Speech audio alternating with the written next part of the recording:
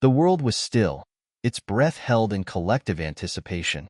It wasn't every day that a child, barely 5 years old, would make waves in the adult world of tech and intellect.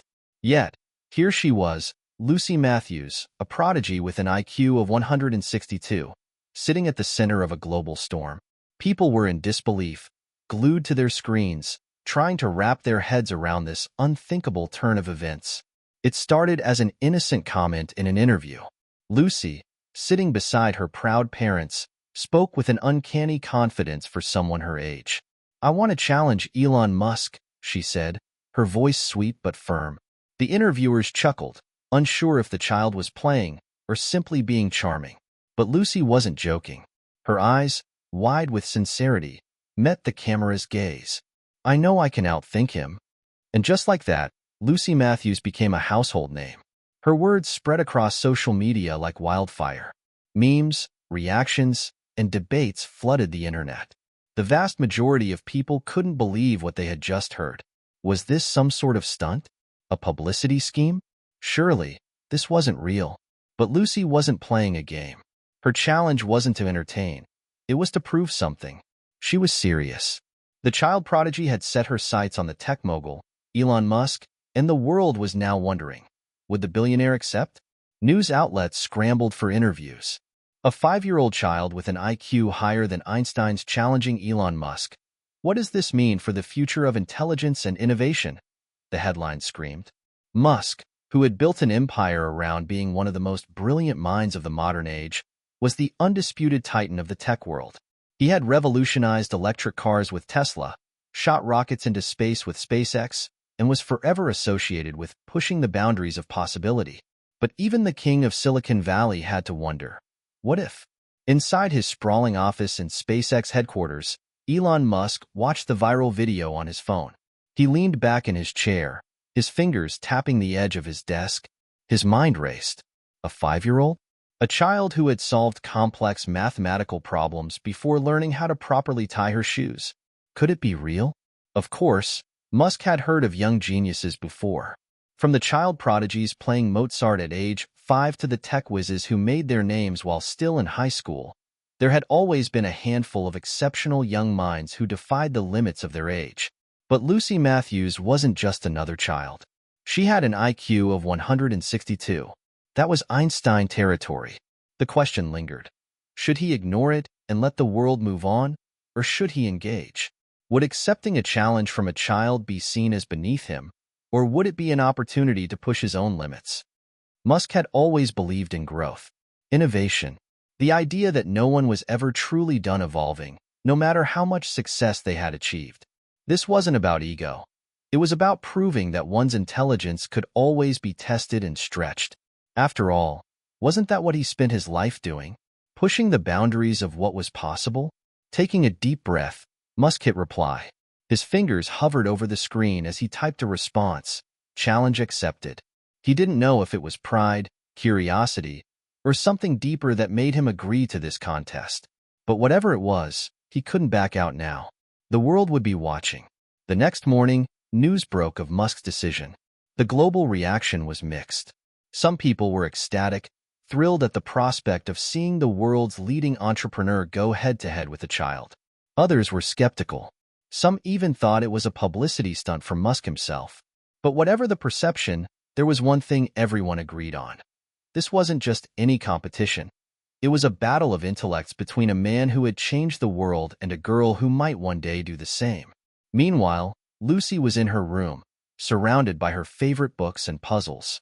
Her small hands moved quickly over the pages, solving one riddle after another. But her mind was focused on something more important now. The challenge had been accepted. Elon Musk would face her. Her parents, having always supported Lucy's passion for knowledge, watched with a mixture of pride and concern. They knew their daughter was gifted, but they had always tried to keep her grounded. They had kept her away from the press and social media to protect her from the overwhelming pressure that could come from being thrust into the public eye at such a young age. But now, there was no turning back. "What do you think of Mr. Musk's response, Lucy?" her mother asked, her voice soft but filled with curiosity. Lucy, without hesitation, looked up from her puzzle. Her expression was one of quiet determination. "I'm going to win." Her father chuckled, though there was a hint of nervousness in his eyes. "It's not just about winning, sweetie. It's about doing your best." Lucy nodded, but in her mind, there was no doubt. The challenge wasn't just a game. It was her opportunity to prove something. To prove that, despite her young age, her mind could go toe-to-toe with the best. As the days passed, the media frenzy continued to grow. Broadcast began announcing the details of the event, a live, televised competition between Elon Musk and Lucy Matthews. The format was still unclear, but experts from all over the world were already speculating about the possible tests of intelligence that might be involved. Would the challenge include problems in physics, engineering, or artificial intelligence? Would they test their abilities to solve problems related to space exploration, or perhaps mathematical riddles? Lucy wasn't concerned about the format. She had already mentally prepared herself for whatever came her way. But one thing was certain. No matter how this played out, this moment would be the beginning of something bigger. It wasn't just about outsmarting Elon Musk. It was about showing the world that there was no limit to human potential, even at the tender age of 5. And as the clock ticked down to the competition, Lucy's resolve only grew stronger. This was her moment to shine. This was her moment to change everything. Hit subscribe and leave a comment with where you're watching from. This story might just spark a new beginning. What's one thing that always pushes you forward, even when things get tough? The excitement was palpable. The world had just witnessed a challenge unlike any before it. And now, the real adventure was about to begin. Lucy Matthews wasn't always known as a prodigy. In fact, her parents, Sarah and David Matthews, didn't even realize that their daughter was anything out of the ordinary until she was nearly 3 years old. By that time, Lucy had already mastered skills that most children her age hadn't even begun to grasp. She could read entire picture books, identify complex shapes and patterns, and solve puzzles with remarkable speed. Her parents thought it was a phase, a quirky trait that would eventually fade as she got older. But Lucy didn't just get older. She got sharper. Sarah Matthews was the first to notice. One quiet afternoon, she was sitting at the kitchen table with a cup of tea, watching Lucy play with her toy blocks. The little girl had stacked them into a perfect pyramid, without even looking. Sarah smiled and thought to herself, "That's impressive for a 3-year-old. But then something caught her eye. Lucy had already started taking the blocks apart, rearranging them into a completely different shape. An octagon with equal sides, something Sarah hadn't even seen in her geometry textbook. "Lucy, how did you do that?" Sarah asked, her voice a mix of admiration and confusion. Lucy looked up, her wide brown eyes sparkling. "I made it the way the blocks wanted to be," she said simply, as if it were the most natural thing in the world. David Matthews, a middle school math teacher, was skeptical at first. As a man who had spent years teaching algebra to teenagers, he wasn't easily impressed by a 3-year-old's toy skills. But when Lucy began to add and subtract numbers before she could even write them down, his skepticism slowly turned into awe. By the time Lucy was 4, she had moved on to more advanced puzzles, ones that left her parents scratching their heads. It was at that point they made a decision. Lucy needed an outlet for her growing intellect. She wasn't just a child with an exceptional memory or a knack for solving problems. She was a force of nature, her mind moving at speeds they couldn't keep up with. So, Sarah and David enrolled her in a local kindergarten, hoping to find a way to channel her energy and intellect. They hoped the school could provide her with the academic challenges she clearly needed. But they were quickly disappointed. The school's curriculum couldn't keep pace with Lucy's ability. She finished her first grade's math book in less than a week. She devoured books on space, engineering, and computer science, subjects that many adults struggle to grasp. Her teachers, though kind and supportive, struggled to keep up with her. The gap between Lucy and her classmates widened every day. As the months passed, Lucy's parents found themselves looking for alternatives, advanced learning programs, private tutors, anything that might keep up with their daughter's limitless curiosity. They didn't want Lucy to feel isolated, so they kept her engaged with other children, even though they were often much older than she was. And that's when she met James. James was 8 years old when he first encountered Lucy. He was a neighbor, the son of the Matthews family friends, and the two became fast friends despite their age difference. Lucy loved spending time with James. He was kind and patient, always willing to teach her new things, even if she often ended up teaching him right back. In many ways, James was Lucy's anchor. While her mind was light years ahead of other children her age, James grounded her. He showed her that not all knowledge came from books, and that sometimes the most important things in life weren't found in a textbook. Together, they spent hours on end exploring topics like space travel, artificial intelligence, and the future of humanity. James, while not nearly as gifted as Lucy, was a curious child in his own right, and he always marveled at the way she could grasp complex concepts without breaking a sweat. It wasn't long before Lucy's talents caught the attention of the broader community. Teachers, scientists, and even journalists reached out to meet her, fascinated by her intellect. Despite the attention, Lucy remained humble. She loved learning, but she never saw herself as better than anyone else. Her parents made sure she remained grounded in a world that was quickly changing around her. By the time Lucy was 5, she had already given a TED Talk on the potential of renewable energy in the next 50 years. She had designed an app that helped children her age learn basic coding skills. And now, here she was, on the brink of what could be the most important moment of her young life. The challenge to Elon Musk. Lucy's parents, while incredibly proud of her, couldn't help but worry about the burden of expectations that came with her newfound fame. They had always hoped that Lucy would stay true to herself, curious, humble, and kind. But they knew that fame could warp anyone's sense of self. It was already becoming clear that Lucy's challenge to Musk had turned into something much bigger than they had anticipated. "Do you think she understands the weight of what's happening?" Sarah asked David one evening as they sat together, watching Lucy read quietly in the corner of the living room. David sighed. "I think she understands the challenge itself, but I'm not sure she knows what it means to the world, or what it might mean for her." Sarah leaned back, worry creasing her brow. What if this changes her? What if the pressure gets to her? David didn't have an answer, at least not one that made him feel better. He simply nodded, his mind racing with thoughts of the future. Lucy had always been their little girl, a gifted child with a bright future. But now, she was facing an entire world that was eagerly waiting to see what she would do next.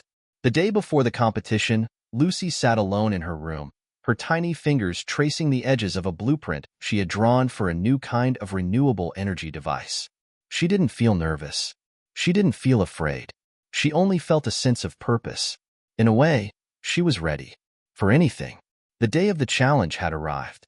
Across the globe, eyes were glued to their screens, waiting for the moment when the child prodigy would face off with one of the world's most brilliant minds. Social media was abuzz with speculation, excitement, and, for some, doubt. People wondered how a 5-year-old could possibly compete with someone like Elon Musk. Some believed she might be a genius, but how could anyone expect her to stand up to the towering intellect and experience of a man who had changed the course of technology and space exploration? Elon Musk, on the other hand, stood calm and composed in his SpaceX office, surrounded by a team of engineers and strategists, each one wondering what they had gotten themselves into. This wasn't some business pitch or a new venture. It was a challenge, not to his company or his vision, but to his intellect, his very identity as a leader in innovation. "Gentlemen," Musk addressed his team, his voice steady but tinged with the anticipation of the event to come. "This isn't about winning or losing. It's about proving that we're always capable of learning, of evolving. Lucy Matthews may be 5, but if there's one thing I've learned in my career, it's that age doesn't determine your capacity to innovate." His words rang with a quiet conviction. Musk had faced countless challenges in his career, from the nearly failed launch of SpaceX to the skepticism surrounding Tesla's early days. But none of those battles had been quite like this. A 5-year-old child, with an IQ of 162, challenging him to prove that his intelligence was superior. That was a different kind of battle altogether.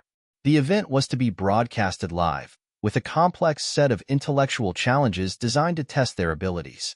The first task was a riddle so complex that even Musk had spent hours thinking about it, trying to break its code. "Let's get this started," Musk muttered under his breath, his fingers resting lightly on the tablet in front of him. The clock was ticking. In Lucy's living room, her parents could barely contain their excitement and nerves. They had always supported Lucy's love for learning, but they were aware of the immense pressure she was about to face. It wasn't just a simple test of knowledge. It was the world watching, judging, waiting to see if their daughter could truly stand against one of the greatest minds of their time. Sarah Matthews walked over to her daughter, who was seated cross-legged on the floor, eyes focused on her puzzle book. Lucy looked up with a smile. "You okay, sweetie?" Sarah asked, kneeling beside her. Lucy nodded. "I'm ready, Mom. I've been preparing for this my whole life." David Matthews joined them, looking down at his daughter with pride. "Just remember, no matter what happens, we're proud of you." Lucy beamed. "I know, Daddy, but I'm not going to lose." The challenge was set to begin in an hour, and already the media was in full force, broadcasting the event live. Lucy and her parents were seated in a sleek, minimalistic studio, the lights dimmed, cameras pointed at the small genius who had captivated the world. Despite her age, Lucy didn't fidget. She didn't seem intimidated by the moment. In fact, she seemed almost excited. "I wonder what the first challenge will be," Lucy murmured, her voice thoughtful as she turned a page in her book. "Do you think it will be math or something else?" "Maybe it'll be a little of both," David replied, trying to hide the nervous tension in his voice. "I'm ready for anything," Lucy said, her tone unwavering. The clock struck 3 p.m. sharp, and the challenge began. The first task was a riddle, a classic puzzle, one that had stumped even the brightest minds. The riddle read, "I am not alive, but I grow. I don't have lungs, but I need air. I don't have a mouth, but water kills me. What am I?" The moderator turned to Lucy first. She was already poised, a soft smile on her face as she considered the riddle. Without missing a beat, Lucy spoke clearly. "Fire." The audience gasped. The answer was correct, instantly. There was no hesitation in her response. Musk, sitting across the stage, was taken aback. He had expected the question to be challenging, but Lucy had answered it like she was reciting her ABCs. "Correct," the moderator said. Moving on to the next round. It was now Musk's turn. He leaned forward, pressing a button on his tablet. The next riddle was far more complicated. It was a cryptic puzzle involving physics, one that required not only knowledge of mathematics, but also a deep understanding of theoretical concepts. Musk tapped his fingers on the table, his mind working quickly as he began calculating. The seconds passed, but he didn't seem to have the immediate confidence he had before. He bit his lip, eyes darting across the question. Finally, after a minute of thought, Musk spoke. "The answer is entropy." The audience erupted into applause, but it wasn't just for Musk's answer. It was for the fact that he had taken time to process, to think. It showed the difference in their approaches. While Musk was calculating, Lucy's mind worked at an entirely different pace. The next few rounds were a mixture of difficult puzzles, logical challenges, and strategy games. Lucy continued to impress, solving each problem with her characteristic speed and precision. But with each victory, a new challenge emerged, one that pushed her abilities even further. Elon Musk, on the other hand, was no slouch. His responses were accurate, but they came with the experience of decades in the field. As the rounds continued, the tension in the room grew palpable. It was clear that both competitors were determined to win, but the stakes were rising higher and higher. The media frenzy surrounding the event had only increased the pressure. Was it even fair to expect a child to compete at such a high level? Was this challenge turning into a spectacle rather than a legitimate test of intellect? Lucy, however, remained focused. It didn't seem to matter to her that the world was watching. Her mind was on the puzzles, on the challenge. But with each question, something began to change in her. It was subtle, but she could feel it. A knot in her stomach, a growing realization that this wasn't just about solving problems anymore. The pressure was starting to get to her. And then came the hardest challenge of all. The moderator placed a large screen before them both, displaying an equation that no one had ever solved. An equation that had baffled even the brightest minds in the world. A challenge designed for the best of the best. This was the moment everyone had been waiting for. The room fell silent as the equation appeared on the screen. It wasn't just complex, it was impossible. To the untrained eye, It was nothing more than a collection of symbols and numbers, but to the sharpest minds in the world, it represented a problem that could change the course of science itself. The equation was an enigma that had defied solution for decades, a riddle wrapped in a mystery. The challenge wasn't just about knowledge. It was about intuition, creativity, and the ability to push the boundaries of what the human mind could achieve. Lucy's eyes widened for a fraction of a second before she quickly masked any sign of uncertainty. She wasn't nervous, not at all. Her young mind seemed to view the equation as an interesting puzzle, another riddle to be solved. But as she stared at the screen, a ripple of doubt passed through her. This wasn't just a normal puzzle. This was the moment. The pressure was rising, not just from the challenge itself, but from the entire world watching. The weight of expectation was almost tangible. For a brief second, Lucy wondered if she was ready for this. Could she really solve this? Could she truly take on Elon Musk and win? But then, as quickly as the thought came, it was gone. The moment was now. Lucy took a deep breath and let it out slowly. She closed her eyes for a moment, just long enough to clear her mind and focus. In her world, there was no room for doubt, no time for hesitation. She was 5 years old, yes, but in this moment, she was just a problem solver, a thinker. Just like anyone else, Elon Musk sat across from her, his brow furrowed as he analyzed the equation. He had seen this before, and it still wasn't making sense. This wasn't just a typical mathematical problem. It required something deeper, a connection that could bridge the gap between the known and the unknown. Musk was known for his unyielding determination and his willingness to tackle the impossible. But this was different. Lucy had already solved puzzles that had stumped the brightest minds. But this was something more. It wasn't about intelligence. It was about vision, about the ability to step into the unknown and take that leap of faith. That's what made the greatest innovators, those who dared to see the world not just as it was, but as it could be. As the tension in the room grew, Lucy moved to the whiteboard beside her, picking up a marker. Her tiny hand grasped the pen firmly as she started to write. Her mind was already racing ahead of the problem. She didn't even need to look at the equation anymore. She could feel it, the way the pieces fit together. Elon Musk had been watching her closely, but now he leaned forward, eyes narrowing with curiosity. She had already begun writing her solution, lines of numbers and symbols flowing seamlessly from her mind to the board. It was like watching a symphony unfold. The clock was ticking. The audience held its breath. Lucy's parents, sitting in the front row, exchanged anxious glances. Sarah squeezed David's hand, but neither of them spoke. There was nothing to say. The world was waiting for their daughter to either succeed or fail in front of millions. And yet, there was something about Lucy's calmness that reassured them. For a few more moments, everything seemed to slow down. It wasn't that the world had stopped moving. It was just that Lucy had created a bubble around herself. Her mind was focused, laser-sharp, and she could feel the pieces of the equation fitting together. This wasn't a sprint. It was a journey, and she was on the verge of completing it. Then, suddenly, it clicked.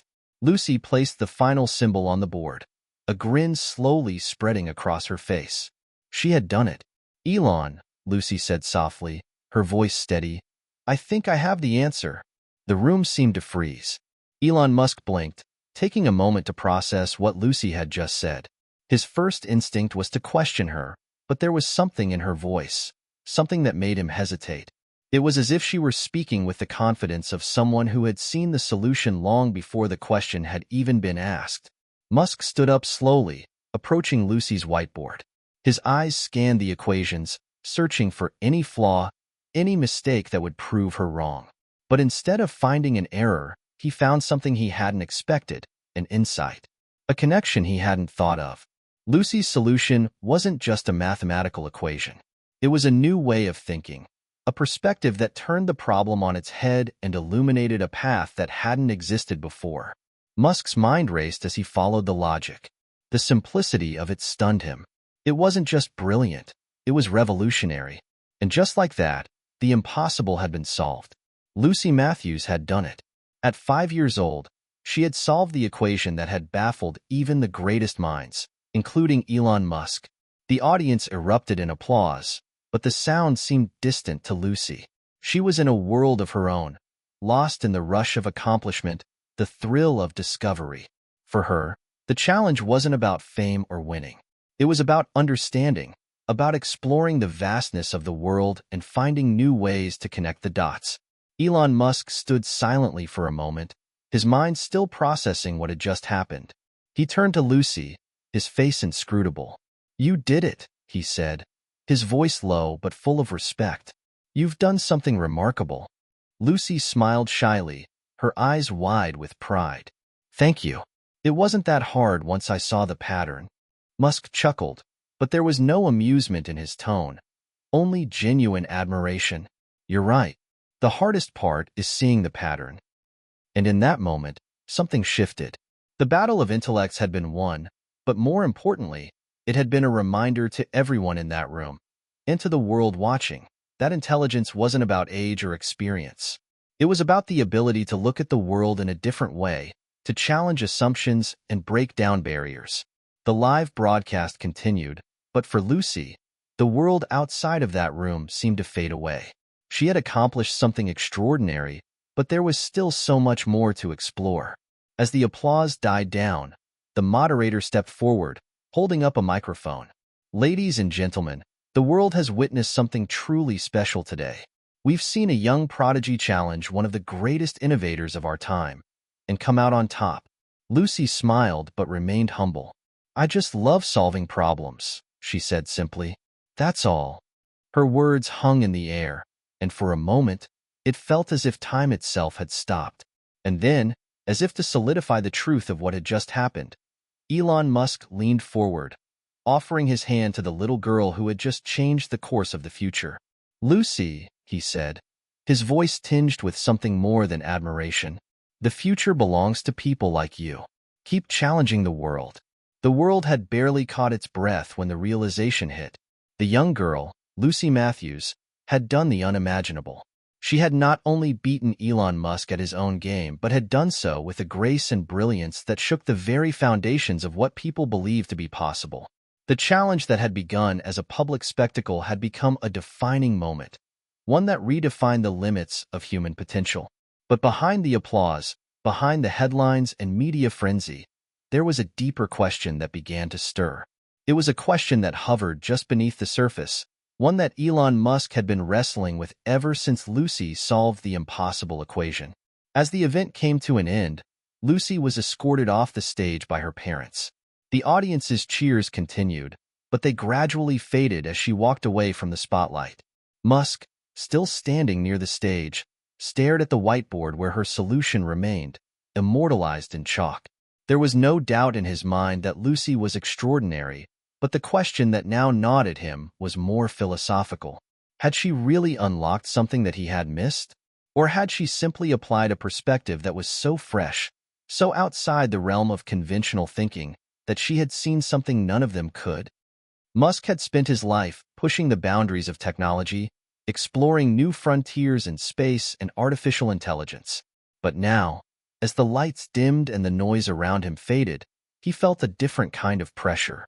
The kind of pressure that came not from competition, but from the realization that there were new horizons to explore, horizons that he, and perhaps the entire scientific community, had yet to even consider. Back at home, the Matthews family sat in their living room, the television playing softly in the background. Lucy, still processing what had just happened, sat on the floor, her legs crossed as she flipped through a book. It was hard for her to focus on anything else. She had done it. She had won. And yet, there was an emptiness she hadn't anticipated. Her parents watched her, silently wondering if the weight of the world was beginning to settle on their daughter's small shoulders. Sarah Matthews, always the calm one, had hoped that the spotlight wouldn't overwhelm Lucy. But as the night wore on, she could see it in her eyes. There was something more happening beneath the surface. Lucy looked up from her book, meeting her mother's gaze. "Mom, do you think I'll ever stop thinking about problems?" Sarah's heart tightened. She had hoped that her daughter's brilliance would remain a source of joy for her, a way for Lucy to see the world as a never-ending puzzle to be solved. But now, it seemed as if the weight of expectation had already begun to take hold. "Sweetheart," Sarah said gently, You're so much more than the puzzles you solve. You're allowed to just be a kid, to play, to dream. You don't have to always be working on the next big thing." But Lucy shook her head. "I don't mind, Mom. I like figuring things out. It's just who I am." Sarah smiled softly, but there was a flicker of concern in her eyes. She had never imagined that the attention on Lucy would feel so heavy. She had hoped that Lucy's genius would be celebrated, but in reality, it had brought an overwhelming sense of responsibility. Her daughter had become a symbol, not just of intelligence, but of an entire generation's hope for the future. The next morning, the world's media was already buzzing with the aftermath of the challenge. Headlines dominated every platform. 5-year-old Prodigy outsmarts Elon Musk. Lucy Matthews solves the impossible equation. Is Lucy the next great mind of our time? And yet, while Lucy's victory was celebrated, there was an underlying sense of unease. The world was fascinated by her, but it was also starting to wonder, what happens next? What could possibly come after this? As Lucy sat at the breakfast table, her thoughts drifted back to the challenge. She had been proud of her achievement, of course, but a part of her couldn't help but wonder if it was all too much. She was just 5. There had to be more to life than equations and puzzles. David Matthews, her father, watched her closely. He could see the strain in her eyes, the quiet contemplation that seemed to have settled in her soul. "How are you feeling, kiddo?" he asked gently, trying to keep his voice light. Lucy looked up, her small face serious. "I'm okay, Daddy, but I don't think it's enough." David's eyebrows furrowed. "What do you mean, honey?" Lucy hesitated, her fingers tracing the edge of her cereal bowl. "I solved the equation, but what if there's another one? What if there's always another one, and I'm supposed to solve them all?" Her words hit David harder than he had expected. His little girl had just done something no one thought possible, and now she was worrying that it might never be enough. David leaned down, his hand resting on Lucy's shoulder. "Sweetheart," he began softly, "you don't have to solve everything. You're allowed to enjoy life, too. Sometimes, just living is the most important thing. You don't have to prove anything to anyone, especially not to yourself." Lucy didn't respond right away, but she nodded slowly. There was a deep understanding in her eyes, as if she had realized that her brilliance, her gift, was not a burden, but a tool. A tool to create, to explore, to learn. But it didn't define who she was. She was still a child. She still had the right to dream, to grow, to wonder. Meanwhile, Elon Musk sat in his office, reflecting on the challenge. He had been thinking about Lucy's solution all night, turning it over in his mind, considering the implications. He had already sent his team to explore the new possibilities Lucy's insight had opened up. But there was something deeper, something more personal, that had struck him. He had always considered himself a pioneer, someone who pushed the boundaries of what was possible. But what had just happened was something different. Lucy hadn't just solved a puzzle. She had shown him a new way of thinking, one that was simpler, purer, and perhaps more powerful than anything he had imagined. As the sun rose over the SpaceX campus, Musk sat back in his chair and smiled, a thought forming in his mind. Maybe it wasn't just about innovation or invention. Maybe, just maybe, it was about seeing the world through the eyes of someone like Lucy, a child who still believed that anything was possible. The aftermath of Lucy Matthews' victory was nothing short of global upheaval. News outlets and social media platforms continued to buzz with the story, endlessly repeating headlines like, "The 5-year-old genius who beat Elon Musk," or "The young prodigy who rewrote the rules of innovation." Every day, her name appeared in every corner of the world, from articles to interviews, to documentaries that were already in the works. There were think pieces and interviews, TED Talks from experts, and experts analyzing the impossible solution that Lucy had created. But despite the whirlwind around her, one question lingered. What was next for Lucy? Lucy Matthews was, without a doubt, the talk of the world. She had become the new standard of intellectual brilliance, a young prodigy whose mind transcended that of any typical 5-year-old. But beneath the fame, the adulation, and the curiosity, the young girl was beginning to see the weight of her own existence. The Matthews family had moved back to their home in Pasadena, away from the lights and cameras, hoping for some semblance of normalcy. The house that had once felt like a cozy, quiet refuge now seemed like a place caught in the crosshairs of global fascination. Lucy's room, once filled with colorful toys and stories, had been replaced with stacks of books, puzzles, and letters addressed to her from all corners of the world. She had received invitations from the world's most prestigious universities and research labs, yet she had no idea what it all meant. She was 5. She should have been focused on crayons and cookies, not solving equations and traveling the globe. As the days passed, Sarah and David noticed the shift in their daughter. The spark of excitement that had once filled her every moment was dimming, slowly replaced by a quiet reflection. Lucy would still play with her toys, but her mind always seemed to be a step ahead, somewhere far away. One evening, Sarah sat beside her, watching as Lucy once again sat with a puzzle, her little hands manipulating the pieces like she had done so many times before. But today, something was different. "Lucy," Sarah asked gently, "what's going on inside your head, sweetheart?" Lucy hesitated, her small fingers pausing mid-motion as she glanced up at her mother. "I think I'm tired of solving puzzles," she admitted softly, her voice barely above a whisper. "It's like I've done it all already. Everyone wants me to do more, but I don't know if I want to." The weight of those words hit Sarah like a ton of bricks. Her daughter, the genius prodigy who had stunned the world, was now questioning her own purpose. It was the last thing Sarah had anticipated. She had hoped that Lucy's love for solving problems would carry her forward, but it seemed that fame and the expectations of others had overshadowed that pure joy. "Lucy, you don't have to solve everything," Sarah said softly, her voice full of reassurance. "You are allowed to just be who you are. You can take your time and explore, and if one day you want to solve the greatest mysteries, then you can. But right now, just being a kid is enough. You don't owe the world anything." Lucy's eyes softened as she looked at her mother. "But what if the world needs me to do more? What if I'm supposed to help?" Sarah smiled, brushing a strand of hair from Lucy's forehead. "Sweetheart, you already are helping. You've shown everyone that the world is full of possibilities. And just because you don't have all the answers right now doesn't mean you're not important. Your curiosity and kindness, that's what makes you special." Meanwhile, Elon Musk was sitting in his office, reflecting on the challenge and the unexpected turn his life had taken. The moment that had begun as a simple intellectual competition had become a profound life lesson. Elon had always prided himself on his relentless pursuit of new frontiers, whether in space exploration, artificial intelligence, or sustainable energy. He was always searching for the next big thing. But after watching Lucy, he realized that the true path to greatness wasn't just about pushing boundaries or taking risks. It was about something more fundamental, understanding the deeper connections between ideas, embracing the wonder of discovery, and nurturing a sense of purpose that transcended fame or accolades. He picked up the phone and dialed his assistant. "I want to visit Lucy," he said.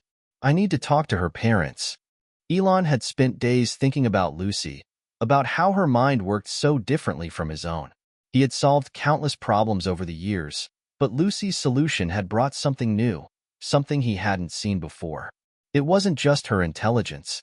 It was the purity of her approach to the world, the childlike wonder she maintained, even when faced with the most impossible tasks.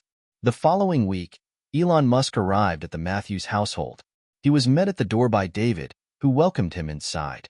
The house was quiet, almost too quiet after the months of relentless media attention.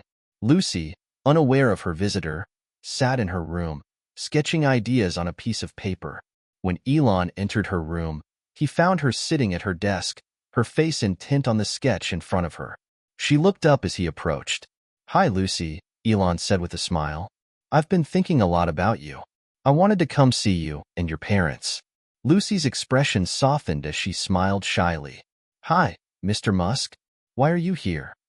Elon sat down across from her, his eyes full of respect. "I wanted to thank you," he said sincerely. "You've taught me a lot more than I expected. You've shown me that there's more to innovation than just solving problems. You've reminded me that the journey is just as important as the destination." Lucy tilted her head, absorbing his words. "You mean, solving problems isn't everything?" "No," Elon replied. "It's not. Sometimes, the most important thing is to find joy in the process in the discovery itself. To let your curiosity guide you, not just the outcome. Lucy thought for a moment. She had always loved solving problems, but she had never considered it could be about something deeper, something that went beyond the equations and answers. "You're right," she said slowly, her voice thoughtful. "Maybe it's not about solving everything after all." Elon smiled, proud of her wisdom.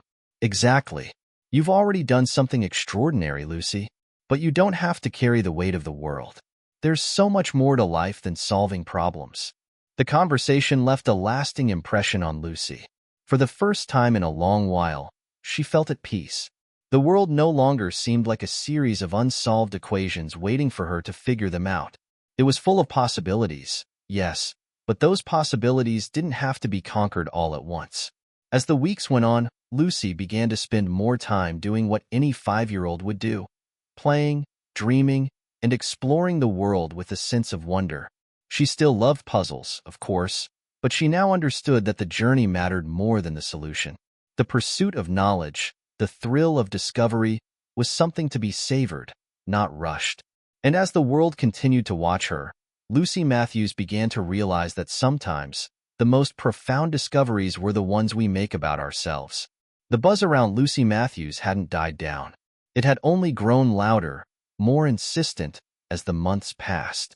Lucy's victory over Elon Musk had become a cultural touchstone, a symbol of untapped human potential. But as the media circled around her like a hungry swarm of bees, the real story was unfolding quietly behind the scenes. Far away from the cameras and interviews, in a small corner of Lucy's life. Life had calmed down for the Matthews family after Elon's visit. There were fewer interviews now, fewer reporters knocking on their door, and fewer demands on Lucy's time. It seemed as though the world was starting to let her breathe again. But the question remained: how would Lucy choose to shape her future? The pressure of expectation was still there, lurking just beneath the surface. It was easy for people to get caught up in the idea of her genius, to expect that she would continue to deliver groundbreaking discoveries, that she would always be the one to solve the impossible. But as Sarah and David watched their daughter, they could sense the change. Lucy was no longer the same child who had eagerly solved puzzles for fun. She was different now, more thoughtful, more reflective. At the breakfast table one morning, Sarah and David exchanged a glance. It was time to have a real conversation with Lucy. "Lucy," Sarah began gently, "we've been thinking about everything that's happened. It's been a lot, hasn't it?" Lucy, who had been quietly stirring her oatmeal, nodded. "Yeah. It's a lot of talking and cameras and people." David smiled warmly. "We're proud of you, Lucy, but we want to make sure you're doing what makes you happy, not just what others expect." Lucy looked up at her parents, her eyes wide with a mixture of innocence and understanding. "I think I need a break," she said quietly. "A break?" Sarah asked, surprised. "Yeah," Lucy continued. "I don't want to be the one who always solves everything. I want to be just me. I want to play and think and figure out what I like to do. Maybe I want to build things or draw or something else." David's heart swelled with pride. His daughter, despite all the external pressure, was still in tune with herself. She was still a child, despite the expectations placed on her. "I think that's a great idea," David said, smiling. "You should follow your heart, whatever that means." As Lucy embraced her newfound freedom, the world kept spinning. The ripple effect of her brilliance was still being felt. Scientists, educators, and futurists began to reevaluate their assumptions about intelligence and creativity. Lucy's approach, her simple, untainted perspective, had revealed something critical: that perhaps the brightest minds weren't necessarily the ones who had been trained the longest, or the ones who had amassed the most knowledge. Maybe the true geniuses were those who could see the world in a fresh way, the ones who hadn't yet been conditioned by society's limitations. And so, people began to take action. Across the globe, a movement started to emerge, led by educators and thinkers who sought to embrace unconventional forms of intelligence. Schools began experimenting with new approaches to learning, encouraging creativity, critical thinking, and a sense of wonder, rather than simply memorizing facts. Universities set up new programs that focused on nurturing curiosity, allowing students to explore their passions rather than follow prescribed paths. In Silicon Valley, tech companies started to recognize that some of their brightest innovators weren't just the ones with the highest IQs. They were the ones who could see things differently, who could think outside the box. Elon Musk, for his part, had also undergone a transformation. He had spent so many years pushing the limits of technology, focusing on the next big innovation, that he had lost sight of something crucial. Meeting Lucy had reminded him that the future wasn't just about building the most advanced technology. It was about fostering a generation of thinkers who would challenge the status quo and look for solutions that had yet to be imagined. He began to shift the direction of his companies, emphasizing creativity and unconventional thinking, actively encouraging young minds like Lucy's to get involved. His companies, from Tesla to SpaceX, started collaborating with young prodigies, offering mentorship and support to encourage their growth. Months passed, and Lucy enjoyed her well-earned break. She spent her days playing outside, reading books, and drawing in her sketchbook. There were no puzzles to solve, no expectations to meet. Instead, Lucy was rediscovering the world through her own lens, one filled with the simplicity of childhood and the complexity of the imagination. One afternoon, while exploring the woods near her home, Lucy sat by a small creek, watching the water flow over the rocks. It was a peaceful moment, one she had been longing for. Her mind wasn't racing with formulas or equations.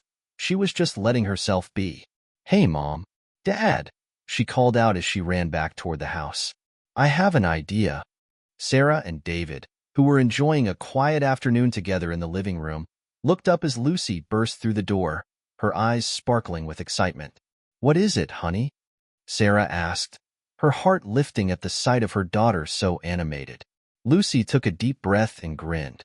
"I think I want to make something that helps people think differently. I'm not sure what it is yet, but I think it's going to be a way for kids to play and solve problems in their own way." David raised an eyebrow. "That sounds interesting. What do you mean exactly?" "I don't know yet," Lucy said, still caught up in the excitement of her own idea. "But I want to help people think like me, without all the rules and things holding them back. I want to show them how fun it can be to just think differently." Her parents exchanged a glance, both of them filled with pride.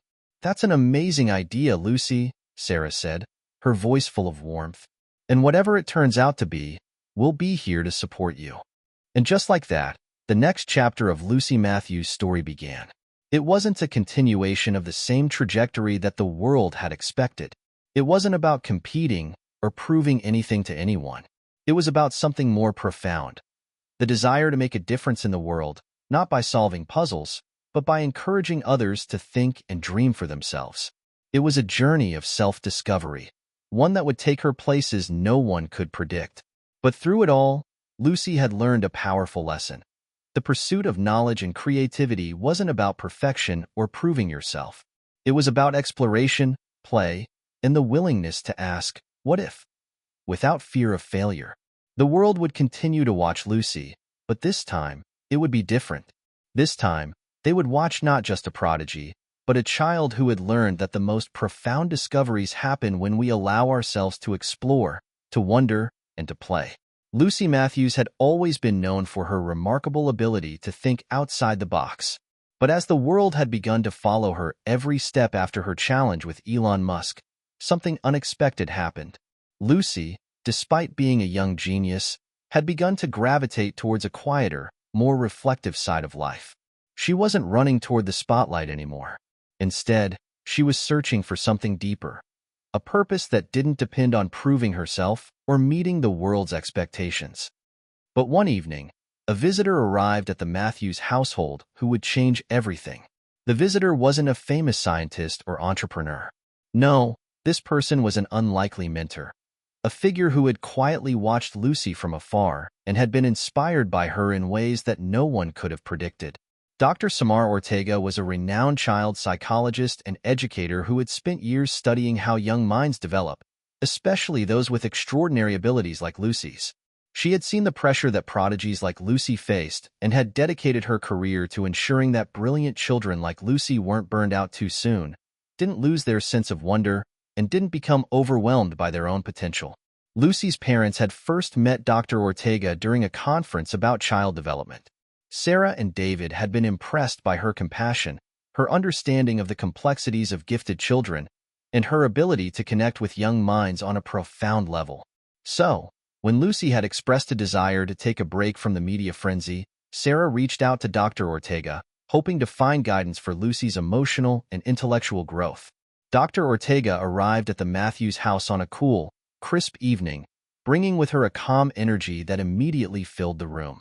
Lucy, who had been absorbed in drawing a picture of a rocket ship in her sketchbook, looked up as Dr. Ortega stepped into the room.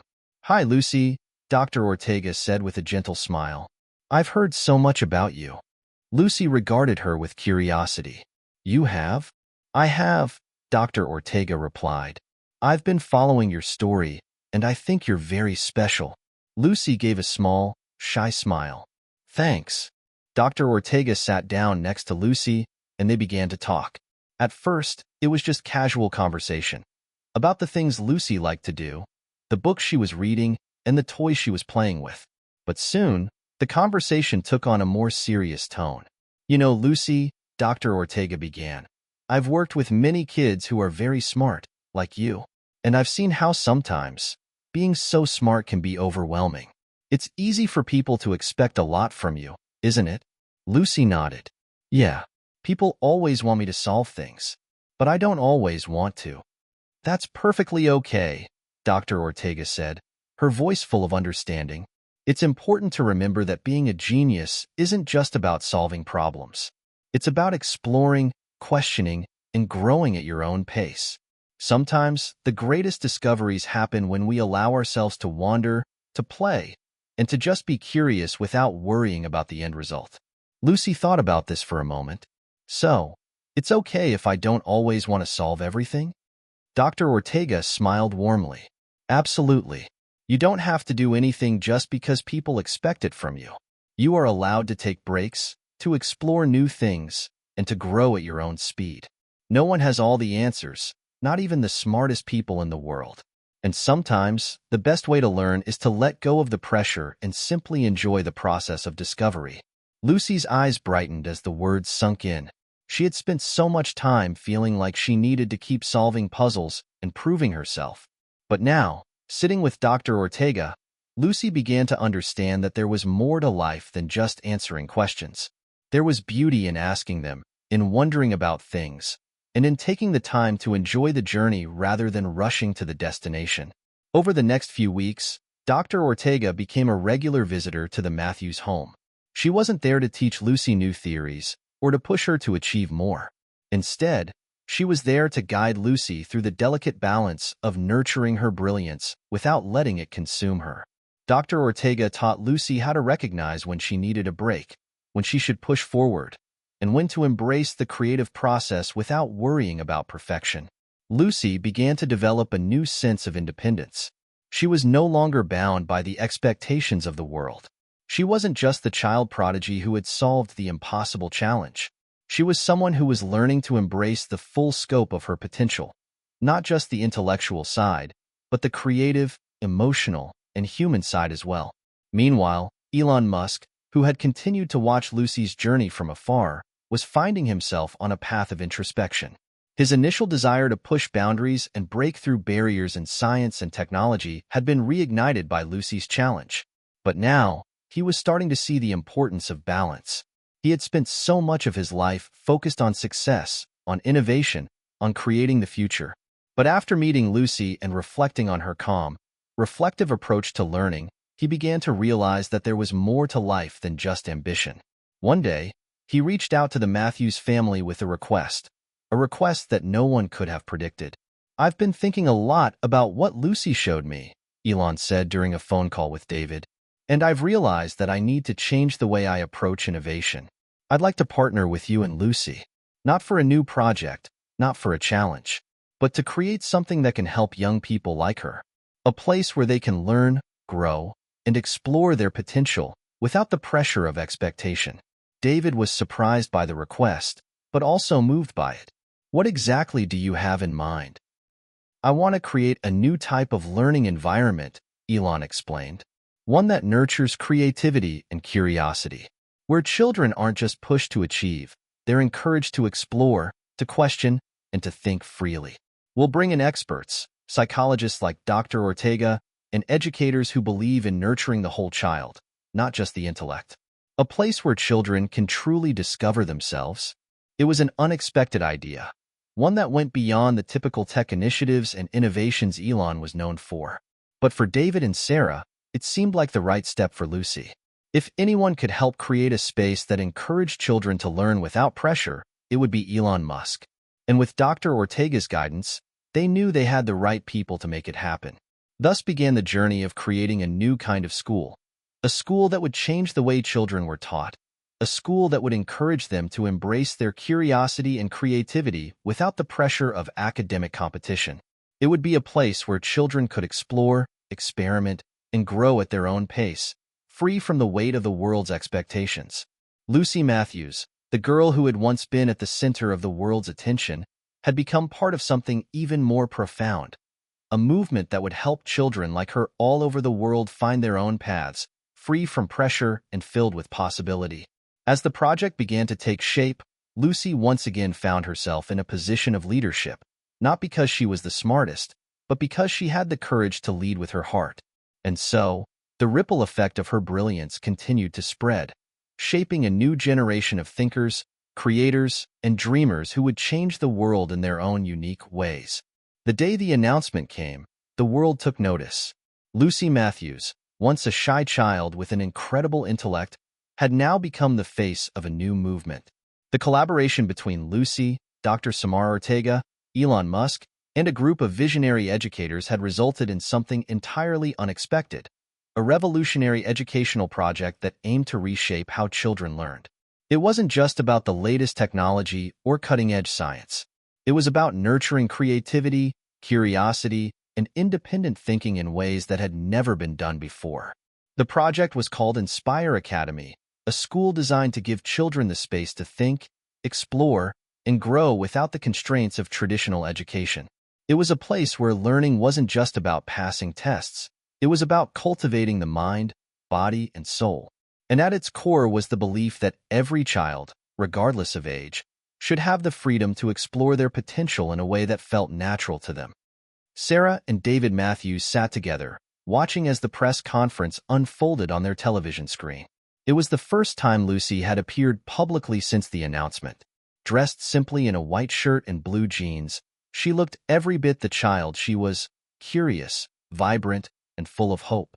But there was something else in her eyes, something more than just the sparkle of youthful wonder. She was standing on a stage, her small frame bathed in light, as Elon Musk and Dr. Ortega stood beside her. It was clear that this was no ordinary project. Lucy Matthews wasn't just the face of Inspire Academy, she was the heart of it. Elon and Dr. Ortega have been incredibly supportive, Lucy said into the microphone, her voice soft yet confident. But this is about more than just the adults. This school is for kids, and I want them to feel like they can be themselves. No one should feel like they have to be perfect or like they have to solve everything. They just need to be curious, to ask questions, and to be excited about learning. I want Inspire Academy to be a place where that happens. Her words resonated deeply with the audience, both in the room and watching from afar. The idea of a school that allowed children to discover themselves, to ask questions and find answers without fear of judgment, was something that parents and educators had long dreamed of. Lucy had become the embodiment of that dream, a living example that learning was not about conformity but about nurturing the unique potential of each individual. As the days went by, the buzz surrounding Inspire Academy grew. Teachers, students, and parents from around the world began to express their interest in the school, eager to be a part of this groundbreaking new way of learning.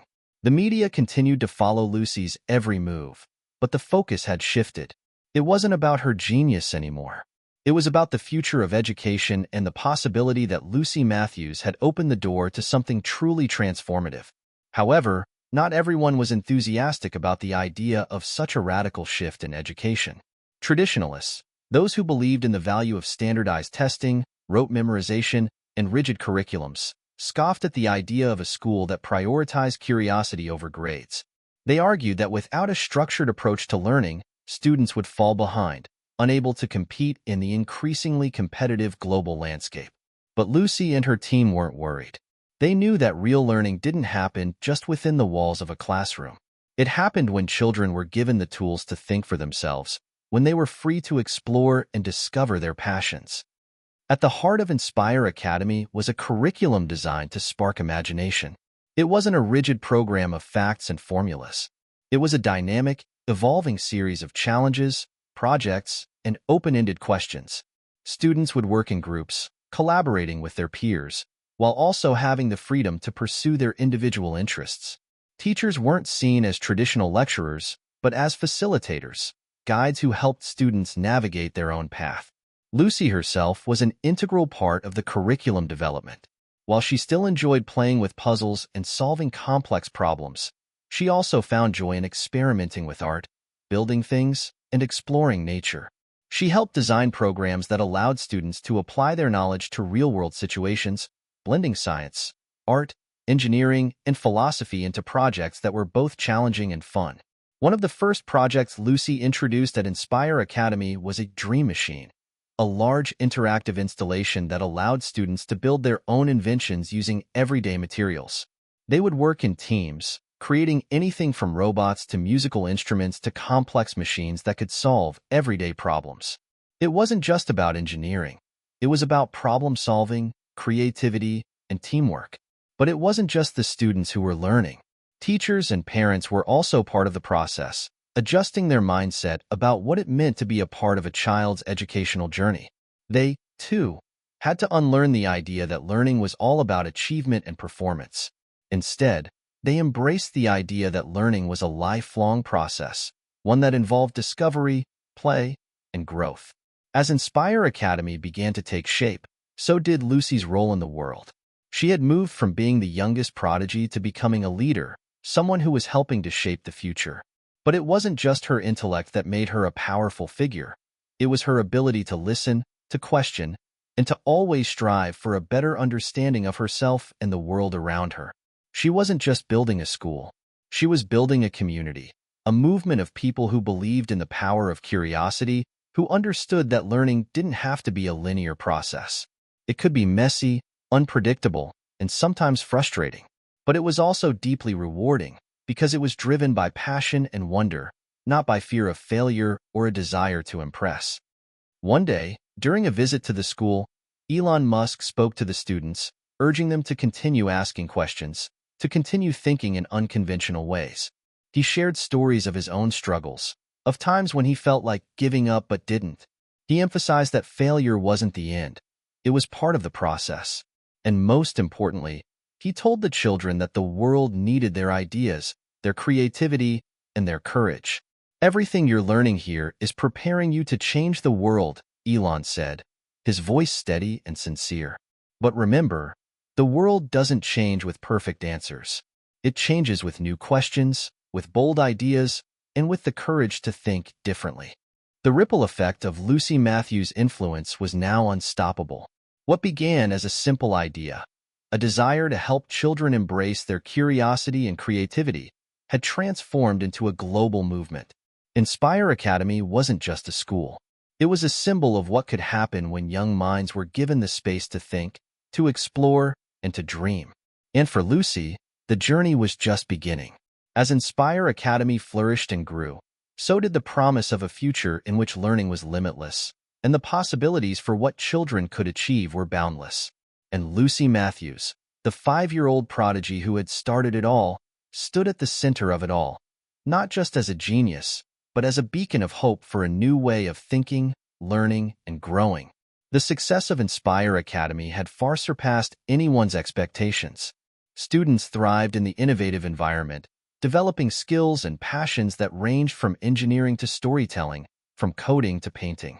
Parents and educators from across the globe were eager to bring this model of learning to their communities. But with success came the pressure to continue evolving, to meet the expectations of a rapidly changing world. Lucy Matthews, though still a young girl, found herself once again at the center of the conversation. As Inspire Academy expanded its reach, Elon Musk had another bold idea.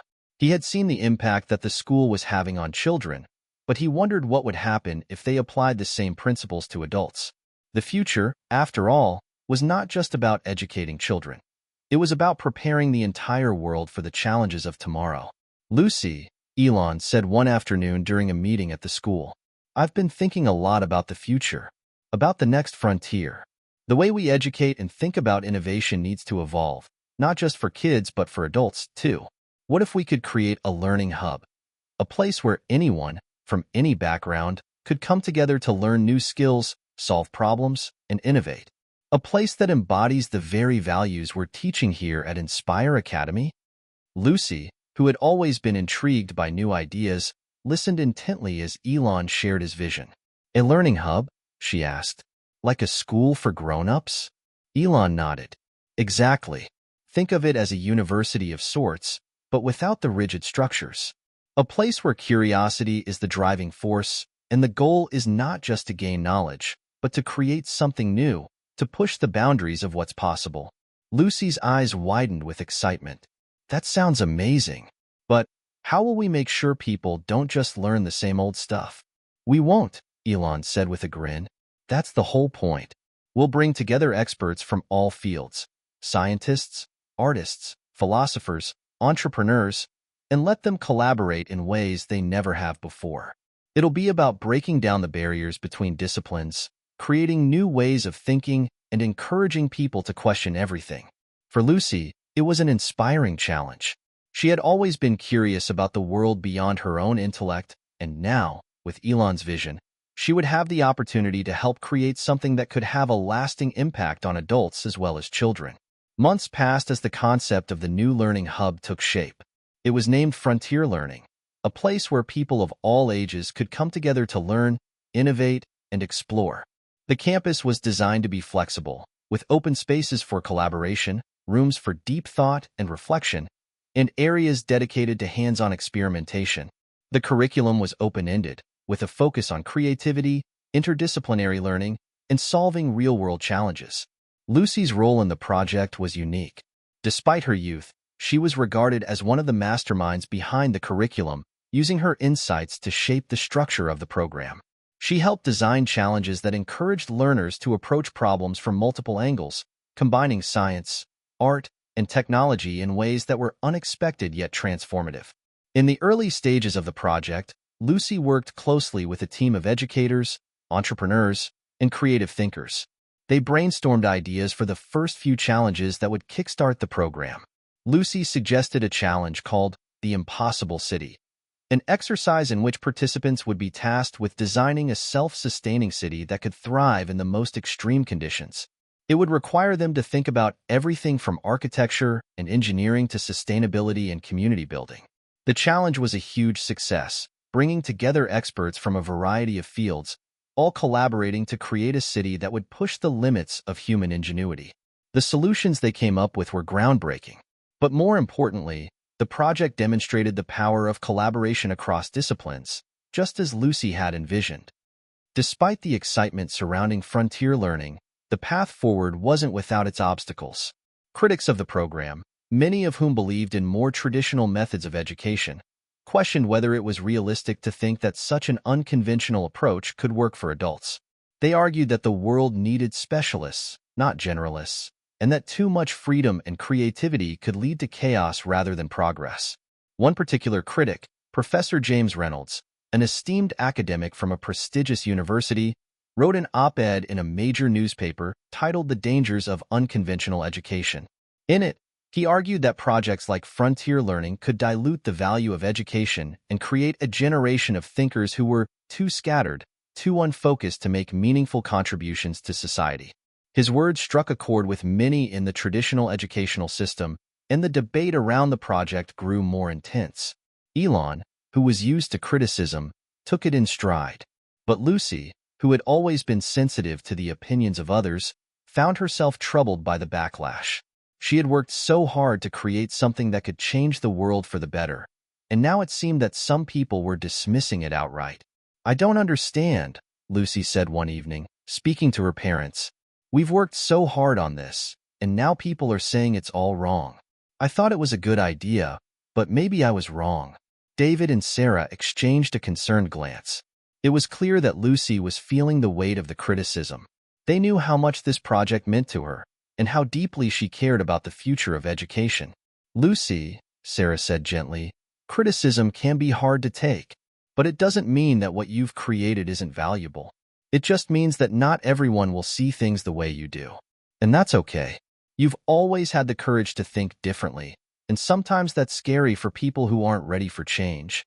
David added, "The best ideas often face resistance at first. It's the innovators who don't give up that end up making the biggest impact. Look at how much you've already accomplished. You've inspired a whole generation of students. And now, you have the chance to inspire adults, too. Don't let a few critics stop you from doing something amazing." Lucy nodded slowly, her mind processing their words. She knew they were right. After all, if she had let the critics stop her after her challenge with Elon, she would never have come this far. So, with a renewed sense of determination, Lucy decided to push forward. She would continue to believe in the power of curiosity, creativity, and collaboration, no matter how many people doubted her. As Frontier Learning opened its doors to its first cohort of adult learners, the results were nothing short of extraordinary. Participants who had once been skeptical found themselves completely immersed in the challenges, collaborating with others in ways they had never imagined. The program wasn't just about gaining knowledge. It was about reimagining the way people approached problems and solutions. The success of Frontier Learning proved that Lucy's vision, though unconventional, was exactly what the world needed. It wasn't just about education. It was about creating a new way of thinking, a way of learning that was as dynamic and evolving as the world itself. And for Lucy Matthews, it was another step on her journey, one that continued to break boundaries and redefine what it meant to learn, to grow, and to innovate. Hit subscribe and leave a comment with where you're watching from. This story might just spark a new beginning. What's one thing that always pushes you forward, even when things get tough? The future was bright, and Lucy knew that as long as there were questions to ask, there would always be room for new answers. Months after the opening of Frontier Learning, the world began to take a long, hard look at what was happening. The project that had initially sparked debate was now becoming a beacon of hope for those who had long felt confined by the limitations of traditional education. Lucy Matthews' vision, once considered an experiment, was now being hailed as a revolutionary force in both the education system and in the broader landscape of innovation. The students, young and old, who walked through the doors of Frontier Learning weren't just absorbing information. They were engaged in a process of transformation.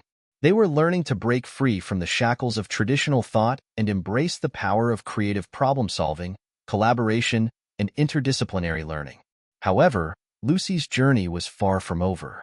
As she continued to push the boundaries of what could be achieved, she found herself standing on the precipice of a new challenge. It was one that would not only require her intellect but also her resilience, her ability to adapt, and her sense of purpose. It all began on a quiet afternoon at Inspire Academy. Lucy was walking through the campus, taking in the lively energy of the students who were busy with their projects. She had just wrapped up a meeting with Dr. Ortega, who had presented a new concept for expanding the curriculum to incorporate more hands-on science experiments. It was something Lucy was excited about. She believed that the more tangible learning experiences children had, the better. As she passed by the creative arts department, she overheard two students excitedly discussing a new project that was quickly gaining attention. It was a collaboration between Inspire Academy and Frontier Learning, a joint challenge designed to solve a seemingly impossible problem, to create a sustainable, self-sufficient ecosystem on Mars. At first, it seemed like just another challenge. But the more Lucy thought about it, the more it gripped her imagination. The problem wasn't just about designing a theoretical system. It was about solving the very real challenge of human survival on another planet. The technology, the knowledge, the collaboration, it would all be necessary to tackle something that had never been done before. And who better to lead the charge than the students of Inspire Academy and Frontier Learning? After all, these were the very minds who had already been rethinking what was possible in the world of education, and now they had a chance to rethink what was possible for humanity itself. Back at home that evening, Lucy sat at her desk, sketching out ideas for the Mars Challenge. Her mind was racing with possibilities. She knew that the project wouldn't just be about engineering or science. It would have to incorporate social dynamics, philosophy, and psychology. What would it take for people to not only survive on Mars but thrive? How would human beings cope with isolation? What systems would need to be in place for community building, governance, and well-being? These questions would become the foundation of the challenge, and Lucy couldn't wait to bring it to life. "Mom, Dad," Lucy said, bursting into the kitchen where her parents were enjoying a quiet dinner. "I've been thinking about something amazing. What if we could work on a project to create a sustainable ecosystem on Mars? I think it would be incredible for both Inspire Academy and Frontier Learning to collaborate on it. The students could work together to solve real-world problems using the skills we've been developing. It would be more than just a lesson. It would be a challenge to change the future." Sarah and David exchanged a glance, their faces lighting up with pride. They knew Lucy well enough to understand that when she got an idea in her mind, nothing could stop her. "Lucy, that's brilliant," David said, his voice full of admiration. "You've always had a way of thinking about problems from so many different angles. If anyone can help solve something as complex as that, it's you and the people you're working with." "We'll need to take this to Elon," Sarah added. "If anyone can help bring this vision to life, it's him." The next day, Elon Musk was in town for a conference on space exploration. Lucy and her team at Inspire Academy arranged a meeting where she presented her idea. Elon listened intently, his curiosity piqued by the ambitious scope of the project. "You've always had a knack for tackling the big questions," Elon said after hearing Lucy's pitch. "I'm intrigued. But this isn't just about creating technology or building systems. It's about human survival on a scale we've never seen before. We'll need to account for every aspect of life on Mars: the environment, the resources, the social dynamics. It's a massive undertaking." "I know," Lucy replied, her voice steady, "but we have the power to rethink everything. We're not bound by traditional methods of education or problem-solving. The students of Inspire Academy and Frontier Learning are already equipped to approach this in a way that's never been done before. We just need to bring all the pieces together." Elon smiled. "All right, let's make it happen." The challenge, now officially named Mars 2.0, was launched as a joint initiative between Inspire Academy and Frontier Learning. It was a project like no other, one that would push the boundaries of education, science, and human ingenuity. Students from around the world, from different backgrounds and disciplines, would come together to work on creating a sustainable ecosystem on Mars. The first phase of the challenge was to design the habitat, a self-sustaining, enclosed environment that could support human life on Mars. The project was daunting, but Lucy was unfazed. She worked closely with the students, facilitating brainstorming sessions and pushing them to think outside the box. What began as an idea soon took shape. Teams of students began designing everything from air filtration systems and water reclamation processes to sustainable food production systems and energy-efficient power sources. But as they worked, the scope of the challenge became clear. Mars wasn't just a technical problem, it was a deeply human one. The students needed to consider the psychological and emotional impact of living on another planet. How could they ensure that the crew would thrive, not just survive? What kind of social systems would need to be in place to avoid isolation, depression, and conflict? As the teams continued to work on their designs, Lucy found herself reflecting on the profound implications of the challenge. The project wasn't just about Mars, it was about humanity's future. If they could solve these problems, they could apply those solutions here on Earth, where sustainability and human connection were increasingly important. As the months passed, Mars 2.0 began to take shape. The collaboration between students from Inspire Academy and Frontier Learning resulted in innovative solutions that no one could have predicted. The students didn't just create technologies, they created a new way of thinking, one that transcended disciplines, boundaries, and conventional wisdom. And Lucy Matthews? She was at the center of it all. Her vision, her courage, and her unwavering belief that the impossible was within reach had brought a global community together. The project was no longer just about solving a technical problem. It was about reimagining the future of humanity, and Lucy Matthews, the 5-year-old prodigy, had helped lead the way.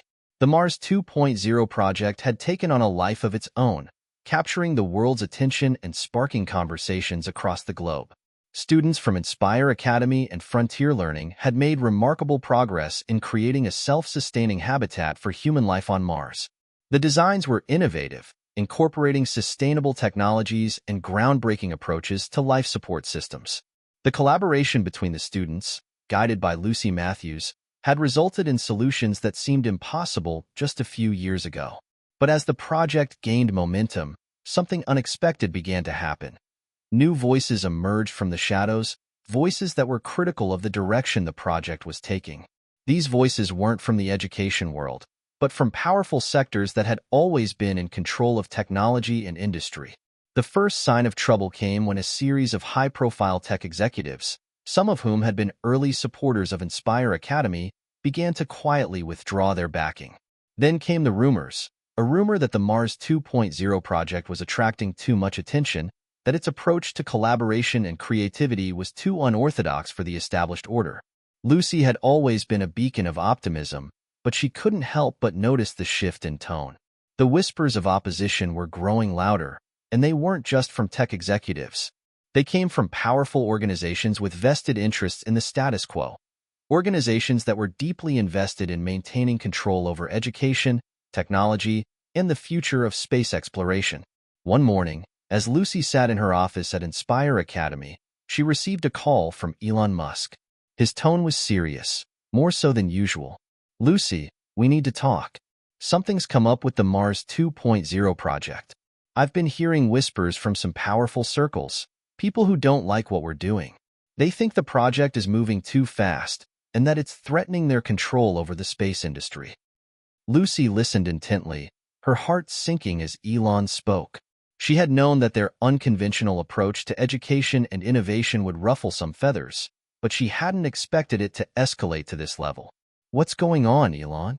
Lucy asked, trying to keep her voice steady. "The bottom line is this," Elon replied. "There are powerful interests that don't want to see Mars 2.0 succeed. They don't want to see the kind of open collaboration and disruptive thinking we're promoting. They're used to having the power, and they're afraid of what'll happen if we keep pushing forward." Lucy's mind raced. "So what are we going to do about it?" "We're not backing down," Elon said firmly, "but we'll need to be strategic. I'm going to keep pushing forward with the project, but we'll have to be prepared for a fight. This isn't just about Mars, it's about the future of humanity, and that's something worth fighting for." As the weeks went by, it became clear that Mars 2.0 was not just a technical challenge. It was becoming a cultural and political battleground. The controversy surrounding the project was growing, and the opposition was intensifying. Powerful lobbyists, traditional space agencies, and even educational organizations began to rally against the project's unorthodox approach. At the same time, public support for the project was growing stronger. People from all walks of life, students, scientists, artists, and ordinary citizens, rallied behind the vision of Mars 2.0. They saw it as a symbol of hope, a beacon for a future where collaboration and creativity could solve the world's most pressing problems. But the battle was not without its costs. The pressure was beginning to weigh heavily on Lucy. She had always been driven by her passion for learning and innovation, but now she was facing forces far greater than any academic challenge. It wasn't just about creating a sustainable ecosystem on Mars. It was about changing the very fabric of society and the future of space exploration. One evening, after a particularly intense round of meetings with Elon and the team, Lucy found herself alone in her office, staring out the window. The city lights of the world outside seemed distant, as though they were part of another world entirely. She felt the weight of the world pressing down on her shoulders. This wasn't just a project, it was a revolution. And revolutions, as she knew all too well, came with a price. Her thoughts were interrupted when her phone buzzed. It was a message from her parents. "Lucy, we're proud of you. Keep pushing forward, but don't forget to take care of yourself. You're not alone in this." Lucy smiled at the message, feeling a surge of warmth. It was a reminder that, no matter how difficult things became, she had a support system, people who believed in her and her vision. The battle for Mars 2.0 reached its climax when a major corporation, which had long dominated the space industry, made a bold move. The company, led by a charismatic CEO named Gregory Vaughn, announced a competing project that claimed to offer a more realistic approach to space colonization. The project, dubbed Red Horizon, promised to tackle the Mars challenge with proven technologies and traditional approaches, emphasizing the importance of rigorous, controlled experimentation rather than open collaboration and creative problem-solving. The announcement sent shockwaves through the world. Red Horizon was backed by billions of dollars in funding, and its sleek, polished presentation immediately garnered the attention of the media and investors alike. Vaughn, who had been a vocal critic of Inspire Academy and Frontier Learning from the beginning, took every opportunity to undermine their efforts, suggesting that Lucy's approach was reckless and unrealistic. "The future of humanity on Mars isn't about ideas and dreams," Vaughn said in a public statement. "It's about proven science, technology, and careful planning." The young minds at Inspire Academy and Frontier Learning are well-meaning, but their approach is dangerously naive. Lucy watched as the media frenzy around Red Horizon reached a fever pitch. It seemed as though the project's success was now in jeopardy, and the support that had once seemed so unwavering now felt fragile. But instead of succumbing to doubt, Lucy did what she always did. She focused on the bigger picture. "I've been thinking," Lucy said one afternoon, standing before a room full of students, researchers, and educators. "This project isn't just about Mars. It's about how we approach problems here on Earth. It's about finding solutions that work for everyone, not just a select few. We're not just building a city on another planet. We're building a new way of thinking, a new way of collaborating, and we can't let anyone take that from us." The room erupted in applause, and Lucy felt a surge of energy. The students and researchers around her were not just working for a cause. They were fighting for a future that embraced creativity, collaboration, and the belief that the impossible could be achieved. As the battle between Mars 2.0 and Red Horizon raged on, Lucy remained steadfast in her belief. She knew that their path wasn't easy, but it was the right one. The future wasn't about following the old rules. It was about breaking them and creating new ones. And as long as Lucy Matthews was at the helm, the future of humanity had a chance to be reimagined. The battle for the future of space exploration and human survival on Mars was no longer just an academic or scientific endeavor. It had evolved into a full-fledged ideological war, one that was playing out on the world stage. Mars 2.0 and Red Horizon were no longer mere projects. They had become symbols of two very different visions of the future. On one side, there was the old guard, led by Gregory Vaughn, who promoted a rigid, top-down approach, relying on established systems, methods, and power structures. On the other side, there was Lucy Matthews and her vision, a decentralized, collaborative approach that encouraged innovation, creativity, and diversity of thought. The media coverage surrounding both projects was intense, and as the months wore on, the world's attention began to split. Each side had its supporters, and the discourse became heated. Social media platforms buzzed with debates, while news outlets hosted panel discussions featuring experts from every corner of the space, technology, and education industries. But despite the growing tension, Lucy remained resolute. She knew that this wasn't just a fight for Mars 2.0, it was a fight for the future of human progress.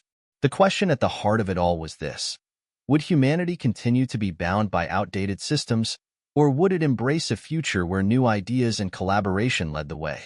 One evening, Lucy sat at her desk at Inspire Academy, reviewing the latest progress reports from the Mars 2.0 teams. The designs for the sustainable habitat were coming together beautifully.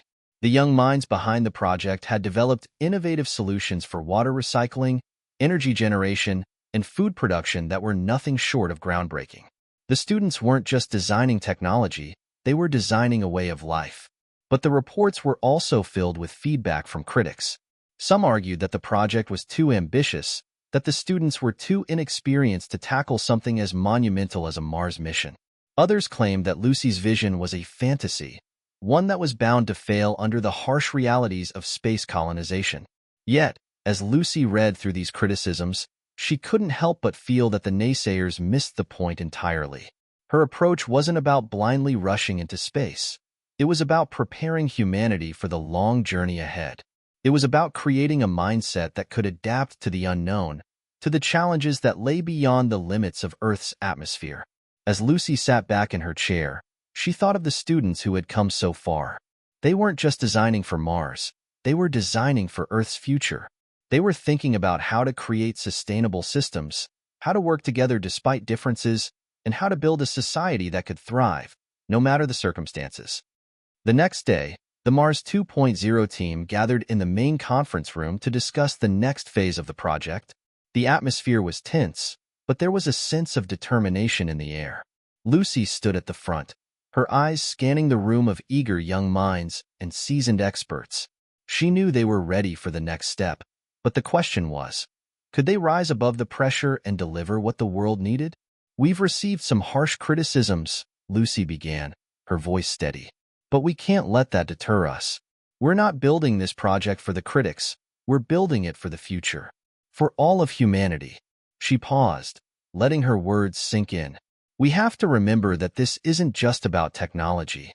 It's about values. It's about the kind of world we want to create. Whether we succeed or fail, we are pushing the boundaries of what's possible, and that in itself is worth something." The room was silent for a moment, the weight of her words settling in. And then, as if on cue, one of the students, a young girl named Maria who had been working on the water filtration system, raised her hand. "I think we can do this," she said with a quiet conviction. "We've come this far, and we've solved problems no one thought we could solve. If we stay focused on our goal, I believe we can finish what we started. This is bigger than any one of us." Her words sparked a ripple of agreement through the room. The energy shifted. What had once been a room full of tension and doubt was now filled with a renewed sense of purpose. Meanwhile, across town, Gregory Vaughn was hard at work with his Red Horizon team.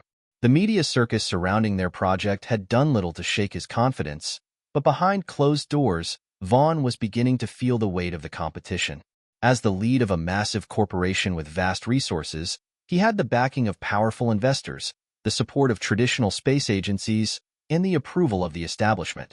However, there was one thing he didn't have: the unbridled creativity and innovation that came with Mars 2.0. Vaughn knew that if he didn't act soon, his project could lose its relevance. The conventional approach was no longer enough to win public support. He would need something more, a breakthrough, something that would give Red Horizon the edge it desperately needed. The pressure to maintain control over the space industry was mounting, and he couldn't afford to lose ground to the young upstarts at Inspire Academy. As he sat in his sleek office, staring at the holographic display of his project's progress, Vaughn realized that his path to victory was no longer just about engineering or technology. It was about perception. If he could discredit Mars 2.0 and its unconventional approach, he could regain the narrative and control the conversation. In the weeks that followed, Vaughn and his team began a relentless media campaign designed to undermine Mars 2.0. They launched a series of advertisements, targeting not only the technical aspects of Lucy's project, but also its philosophical underpinnings. The campaign painted Mars 2.0 as a risky, impractical experiment led by idealistic dreamers, while Red Horizon was portrayed as the safe, pragmatic choice. Lucy's team didn't remain passive. They took to social media, podcasts, and news outlets to defend their vision. The fight was no longer just about Mars. It was about the kind of world people wanted to build. Lucy herself became a central figure in the battle, appearing on talk shows and speaking at global conferences to advocate for the values behind Mars 2.0. She spoke not just about technology, but about the need for a new way of thinking, one that embraced collaboration, creativity, and diversity. The world was watching, and the debate became more polarized by the day. But for Lucy, the message was clear. This wasn't a war between Mars 2.0 and Red Horizon. It was a battle for the future of humanity's potential. The question wasn't which project would reach Mars first, but which vision would guide humanity to the stars and beyond. As the public discourse raged on, the students of Inspire Academy and Frontier Learning continued their work, unshaken by the growing pressure. They knew that their mission wasn't just about proving themselves. It was about proving that a different way of thinking could lead to real, tangible change. And with each new breakthrough, each new idea, they were showing the world that the future didn't belong to the status quo. It belonged to those who dared to think differently. Lucy Matthews knew that the road ahead would be filled with challenges, but she also knew that with the right vision and the right people, anything was possible. And as she stood at the forefront of Mars 2.0, ready to face the next phase of the battle, one thing was certain. The future was in their hands. For Lucy, the answer was simple. The belief that humanity's potential was limitless, and that, together, they could change the world. And they were just getting started. The battle for Mars was no longer just about technology or resources. It had become an ideological struggle that affected everything, from the boardrooms of powerful corporations to the classrooms of students striving to make their mark on the future. The fight between Mars 2.0 and Red Horizon was more than a contest. It was a clash of values, of visions for what the future could and should look like. Lucy Matthews and her Inspire Academy team had their hands full, but they were also gaining ground in unexpected ways. In the weeks since Gregory Vaughn's media campaign launched, the debate surrounding the projects had reached new heights. News outlets, social media, and even political leaders were weighing in. Yet, despite the public pressure, Lucy and her team refused to back down. The pushback from Vaughn's corporate juggernaut had only fueled their determination. Behind the scenes, however, tensions were rising. Some of the student teams were beginning to crack under the weight of the media circus, and the growing pressure from the Red Horizon campaign was starting to take its toll. Many of the students who had been initially motivated by the dream of building a self-sustaining colony on Mars began to question whether they were capable of seeing it through. The world was watching them, but did they truly have what it took? Lucy noticed the change in some of the students' faces. The usual excitement and curiosity had been replaced by doubt. Even Maria, the young girl who had so confidently spoken up a few weeks ago, was now questioning whether their approach could actually make a difference. The weight of competing with an industry titan like Vaughn had begun to break their spirits. It was late one night when Lucy found herself sitting in her office, poring over designs for the Martian habitat, when a familiar voice interrupted her thoughts. "We're losing them, aren't we?" It was Elon Musk, his voice tinged with the same frustration Lucy had been feeling for days. Lucy looked up at the holographic screen where Elon's face appeared. She let out a sigh and leaned back in her chair. "It's not just about losing them, Elon. It's about the whole world looking at us and thinking we're just kids playing with something that's bigger than us." Elon's face softened. "You've created something incredible. Mars 2.0 is the future, and it's bigger than anything anyone's ever done. But I understand where you're coming from. The pressure's intense. You're challenging every system and tradition that's existed in space exploration, and that's not going to be easy." "I know," Lucy said, her voice a bit more fragile than usual. "But the students, they're not sure anymore. They're second-guessing themselves, and when that happens, the whole project suffers." Elon paused for a moment before responding. "Lucy, I've watched you turn this project into something the world never thought possible. You need to remind them of that. The world needs Mars 2.0, not just for space exploration, but for the mindset it represents. It's not about doing things the old way. It's about doing things the right way." Lucy sat up straighter, a flicker of hope sparking inside her. She knew Elon was right. She needed to refocus her team, to remind them why they were there in the first place. They weren't just creating a habitat on Mars, they were creating a new future for humanity. A future that was collaborative, innovative, and above all, inclusive. "Thanks, Elon," she said with a half-smile. "I needed to hear that." The next day, Lucy called a meeting with her core team, the brightest minds from Inspire Academy, Frontier Learning, and other partner institutions. She knew that if they were going to push forward, they had to address the doubt that was beginning to creep into their minds. The room was filled with anxious faces as Lucy stood before them. She could feel the weight of their uncertainty, but she wasn't about to let it define the future of Mars 2.0. "I know some of you are feeling the pressure," she began, her voice steady. "But let me tell you this project is bigger than all of us. It's not about proving something to Red Horizon or to any of the critics out there. It's about proving to ourselves that we can build something that will make the future better, not just for us, but for every single person on this planet." She paused, letting the words sink in. "We've already created things that the world never thought possible. We've developed technologies that will change the way we live. This project is about hope. It's about believing in something bigger than ourselves. And that's why we can't give up now. We're not just building a city on Mars. We're building a future that will inspire generations to come. Maria, the girl who had spoken up in their last meeting, stood up. She walked to the front of the room, her posture a little taller than before. Lucy's right, she said. We're not just doing this for the media or for the headlines. We're doing it because we believe it can change the world. And we're the ones who can make that happen. A renewed sense of energy filled the room as the team members exchanged nods and looks of determination. They were in this together, and they weren't about to let doubts stand in their way. While the Mars 2.0 team rallied together, Red Horizon continued to push forward with its own agenda.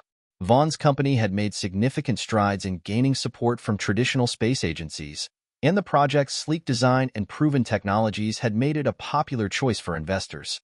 But despite their success in securing funding and partnerships, Vaughn was beginning to feel the heat.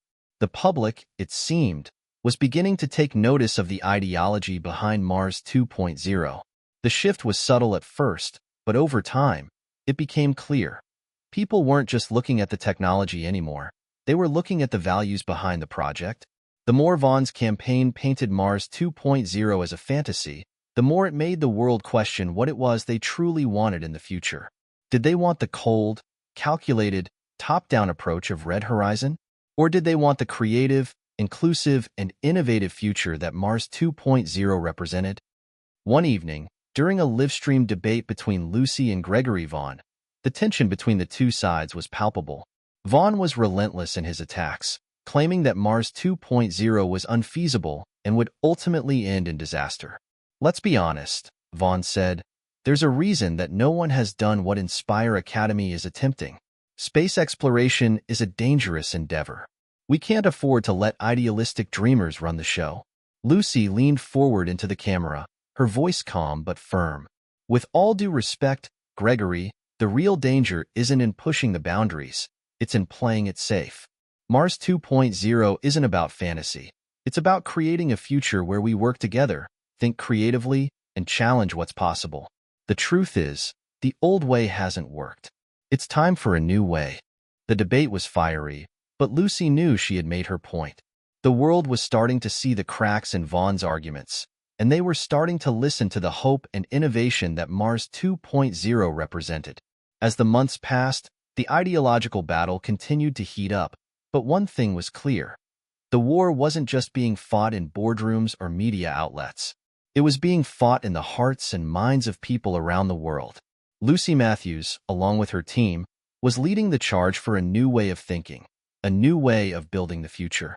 And no matter how difficult the journey ahead seemed, they knew they couldn't stop now.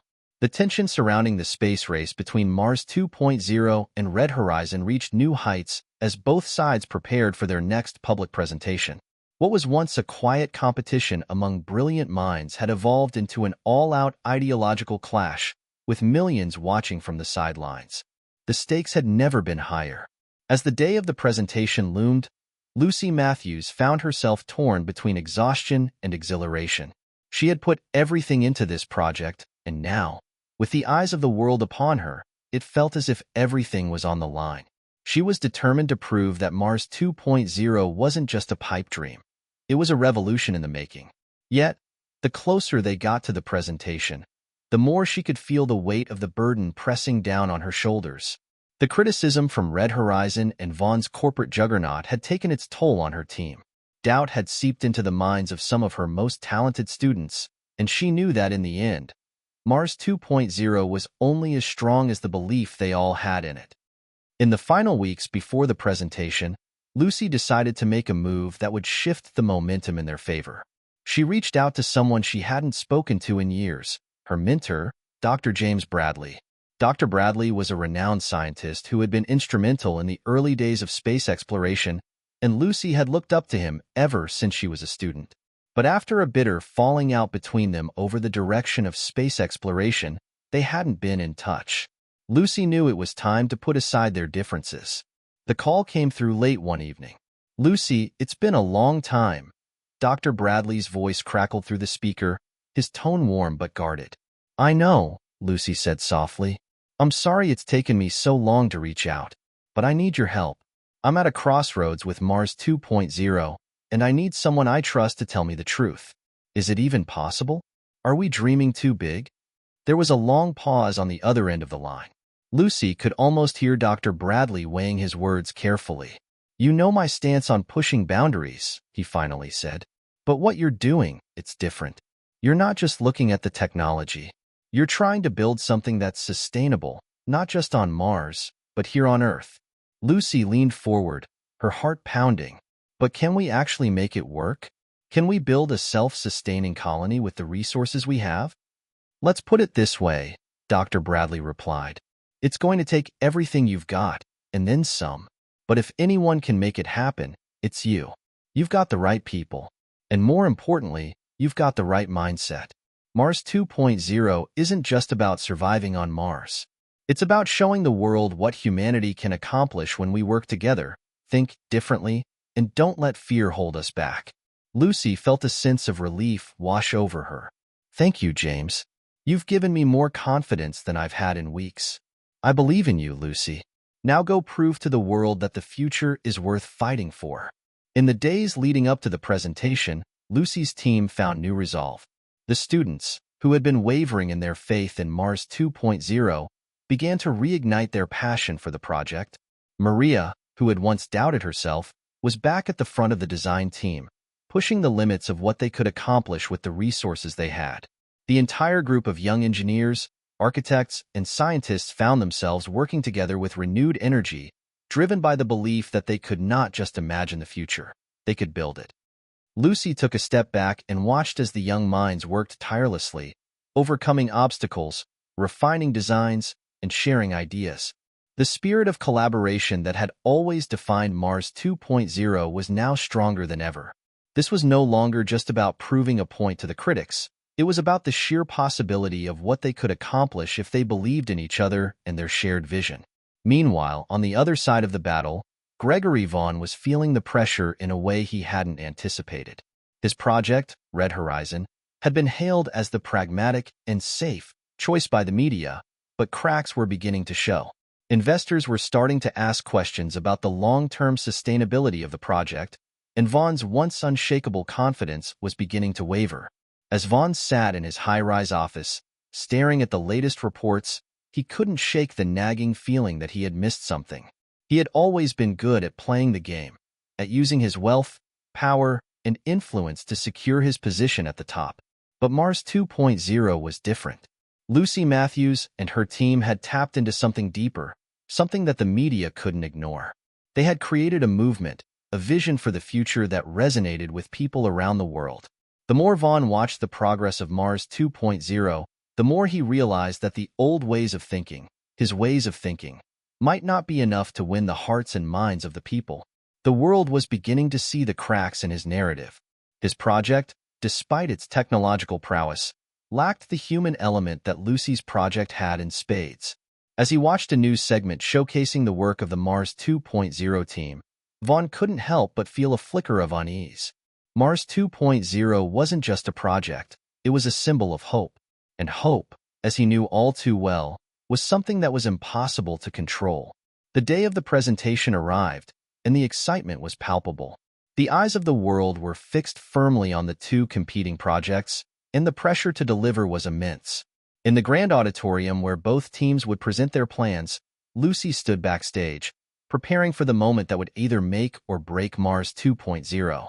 Her heart raced as she reviewed her notes one final time. But as she took a deep breath and stepped onto the stage, something within her clicked. This wasn't just a presentation.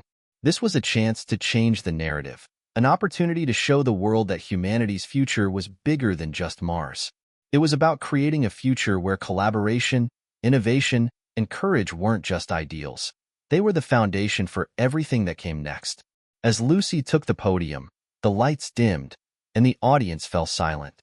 She knew that this moment, right here, was the beginning of something far greater than anyone could have imagined. Good evening, everyone, Lucy began, her voice steady. Today, we stand on the brink of something extraordinary. We're not just talking about sending humans to Mars.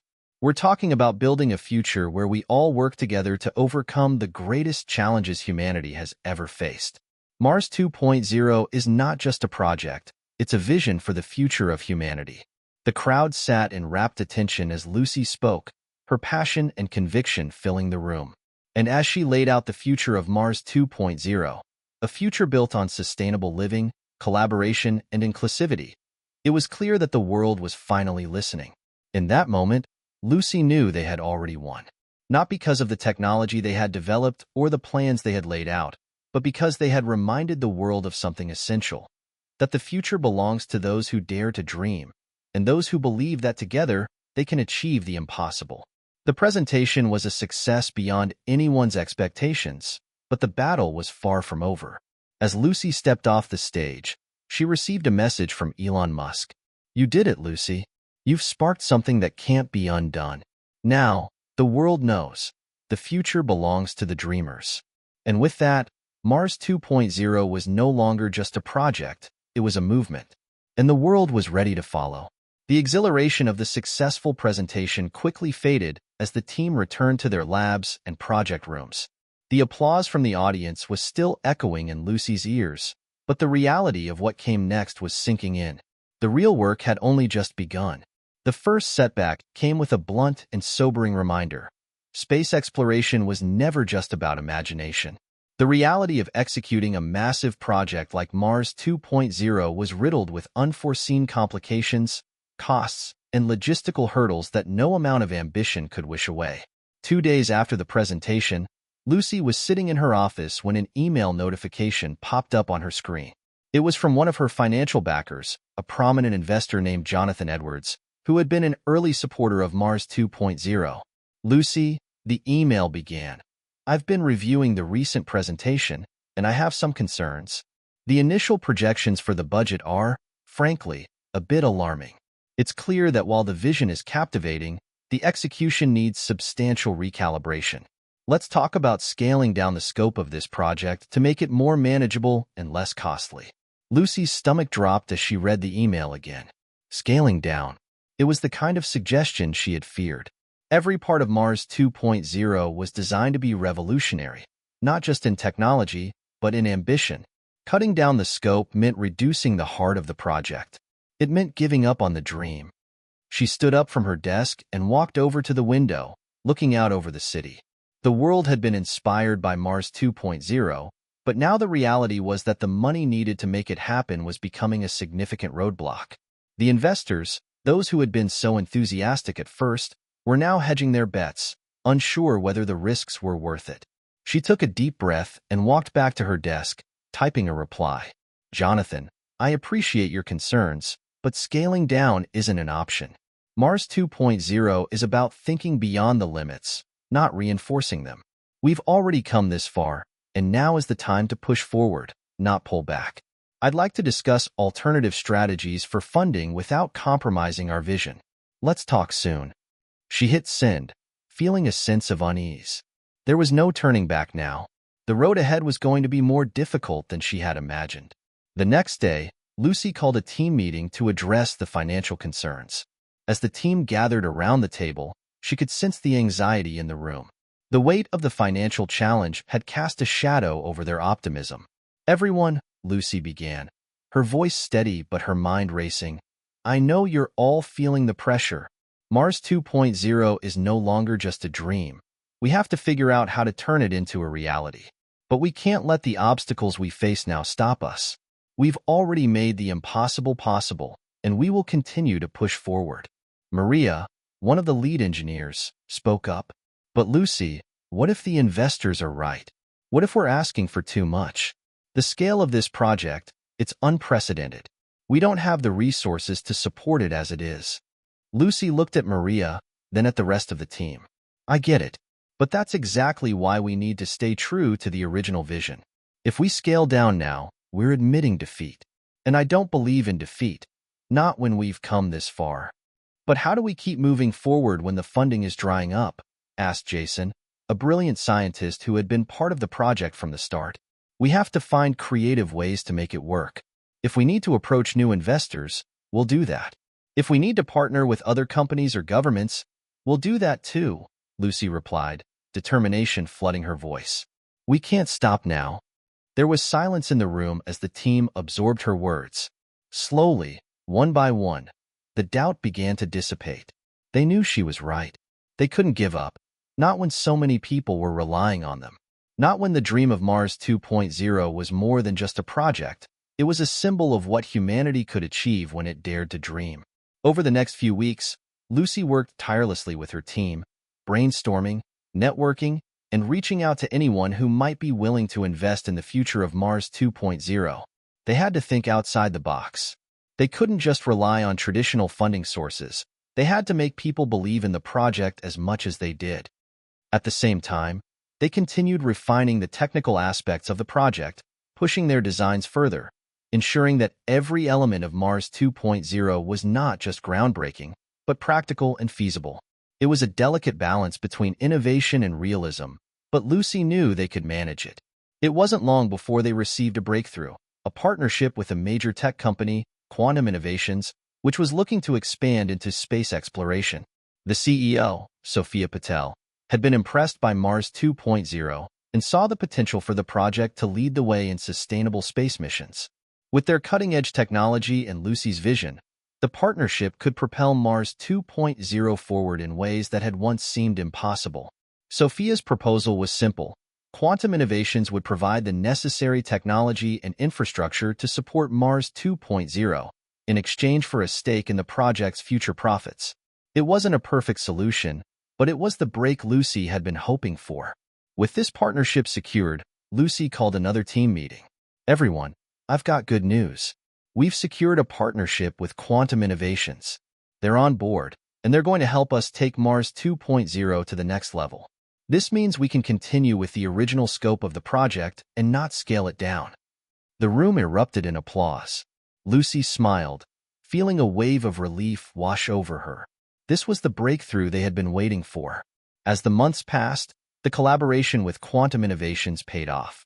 The project accelerated, and soon the team was making strides they never thought possible. The dream of Mars 2.0 was no longer just a vision. It was becoming a reality. But as Lucy looked at the progress they were making, she knew the road ahead would still be filled with challenges.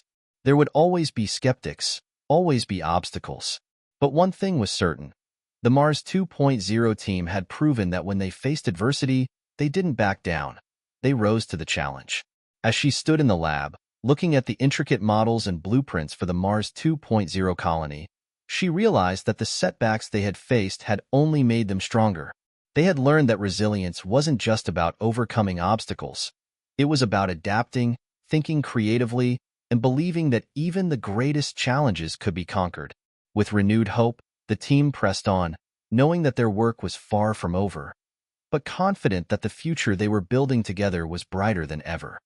The months leading up to the final implementation of Mars 2.0 were filled with exhilarating breakthroughs and daunting challenges.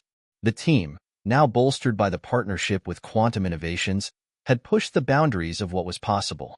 The technology was advancing at a rapid pace, and every day felt like a step closer to realizing their shared dream. But the clock was ticking. The deadline for the first major phase of the project, launching the preliminary infrastructure to Mars, was just a few months away. Lucy Matthews, who had once been an idealist, now found herself in the midst of a high-pressure environment. The weight of her responsibilities felt heavier each day, but the fire within her remained. She wasn't just leading a team anymore. She was leading a movement, and that was something far more significant. The Mars 2.0 colony wasn't just a vision of the future. It had become a beacon of hope, a symbol of humanity's resilience and ambition. Lucy had spent countless sleepless nights analyzing data, reviewing designs, and making tough decisions about how to proceed. But as the final countdown began, one question haunted her. Could they truly make it? Was the vision sustainable in the long run? It was the day of the final systems test, a crucial trial run of all the equipment and infrastructure that would be sent to Mars. Lucy and her team stood in front of massive screens that displayed a digital map of the Martian surface. The simulation was flawless. Everything seemed to be on track. "All right, team," Lucy said, her voice calm yet filled with intensity. "This is it. The test today will determine if we're ready to move forward. If it works, we can start the launch sequence. If it doesn't," she let the sentence hang in the air, not needing to finish it. They all understood the gravity of the situation. The countdown clock ticked down from 1 hour. The team moved with practiced precision, adjusting and fine-tuning systems, confirming everything was in place for the test. There was an electric sense of anticipation in the air. Systems check complete, Maria announced, eyes glued to her monitor. All units are operational, ready for the test sequence. Lucy nodded, though a knot of anxiety tightened in her chest. This was the moment of truth. They had come so far, and now they were mere minutes away from determining if Mars 2.0 would become a reality.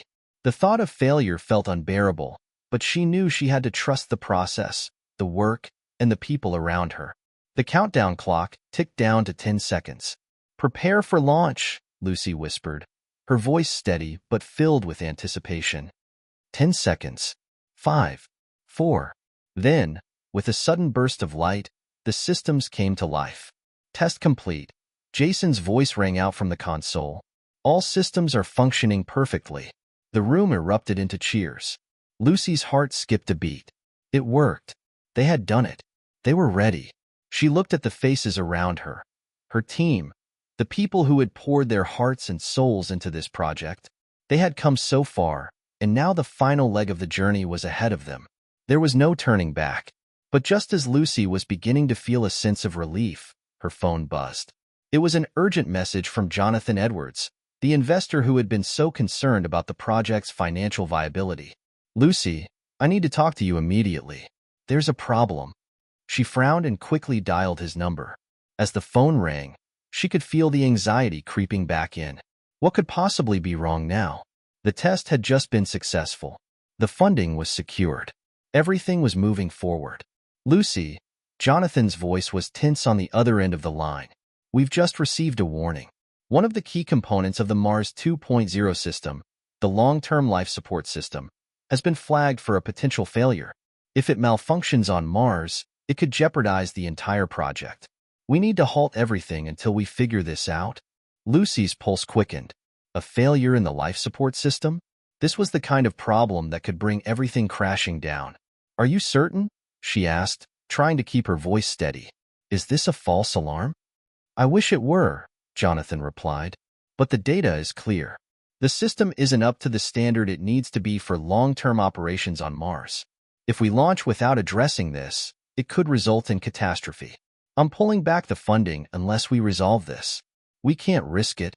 Lucy stood there in stunned silence. The ground beneath her felt like it was crumbling. They had come so far, and now, after all their hard work, a critical issue had emerged that threatened to derail everything. They couldn't afford to make a mistake this close to the finish line. "We can fix this," Lucy said finally, her voice firm. "We'll find a way to solve this problem. I won't let this project fail." She hung up and turned to her team, who had been waiting anxiously for her response. The tension in the room was palpable. Everyone was holding their breath, waiting for Lucy's next move.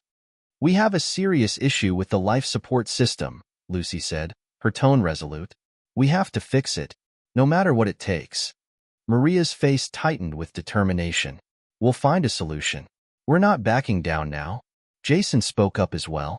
"We've come too far to let this one issue stop us. Let's figure it out." For the next several days, the team worked around the clock, their focus unwavering. Engineers, scientists, and tech experts came together to analyze every aspect of the life support system. They ran simulations, tested new theories, and recalibrated every component to ensure it could handle the long-term conditions on Mars. But even as they worked tirelessly to resolve the issue, Lucy couldn't shake the feeling that time was running out. The clock was ticking, and the pressure to deliver weighed heavily on her. At the 11th hour, a breakthrough came. Maria discovered a flaw in the atmospheric regulation system, a small but critical issue that, if left unchecked, could have led to system failure on Mars. With quick thinking and ingenuity, she devised a solution that would stabilize the system and ensure its functionality over the long term. Lucy felt a surge of hope as the tests came back positive. The life support system was finally ready. The next day, with everything back on track, Lucy stood in front of the team once more. The weight of the past few days had been heavy, but now, with the life support system resolved, the final countdown was back on. "We've faced setbacks, but we've also proven something," Lucy said, her voice filled with pride. "We've proven that nothing is impossible when we work together, when we believe in this vision. We're ready to move forward. Mars 2.0 is happening." The room erupted in applause once more, but this time, the applause was different. It wasn't just for overcoming an obstacle. It was for the relentless perseverance that had carried them through. They weren't just ready to launch a mission to Mars. They were ready to change the course of human history. As the team prepared for the final launch, Lucy couldn't help but reflect on the journey they had taken. They had been through so much, and yet, here they were, on the cusp of something extraordinary. Mars 2.0 was no longer just an idea. It was a reality. For Lucy, it was the belief that even when the road ahead seems uncertain, the future always belongs to those who refuse to give up. And as the countdown to launch continued, she knew this was just the beginning. The morning of the launch felt surreal.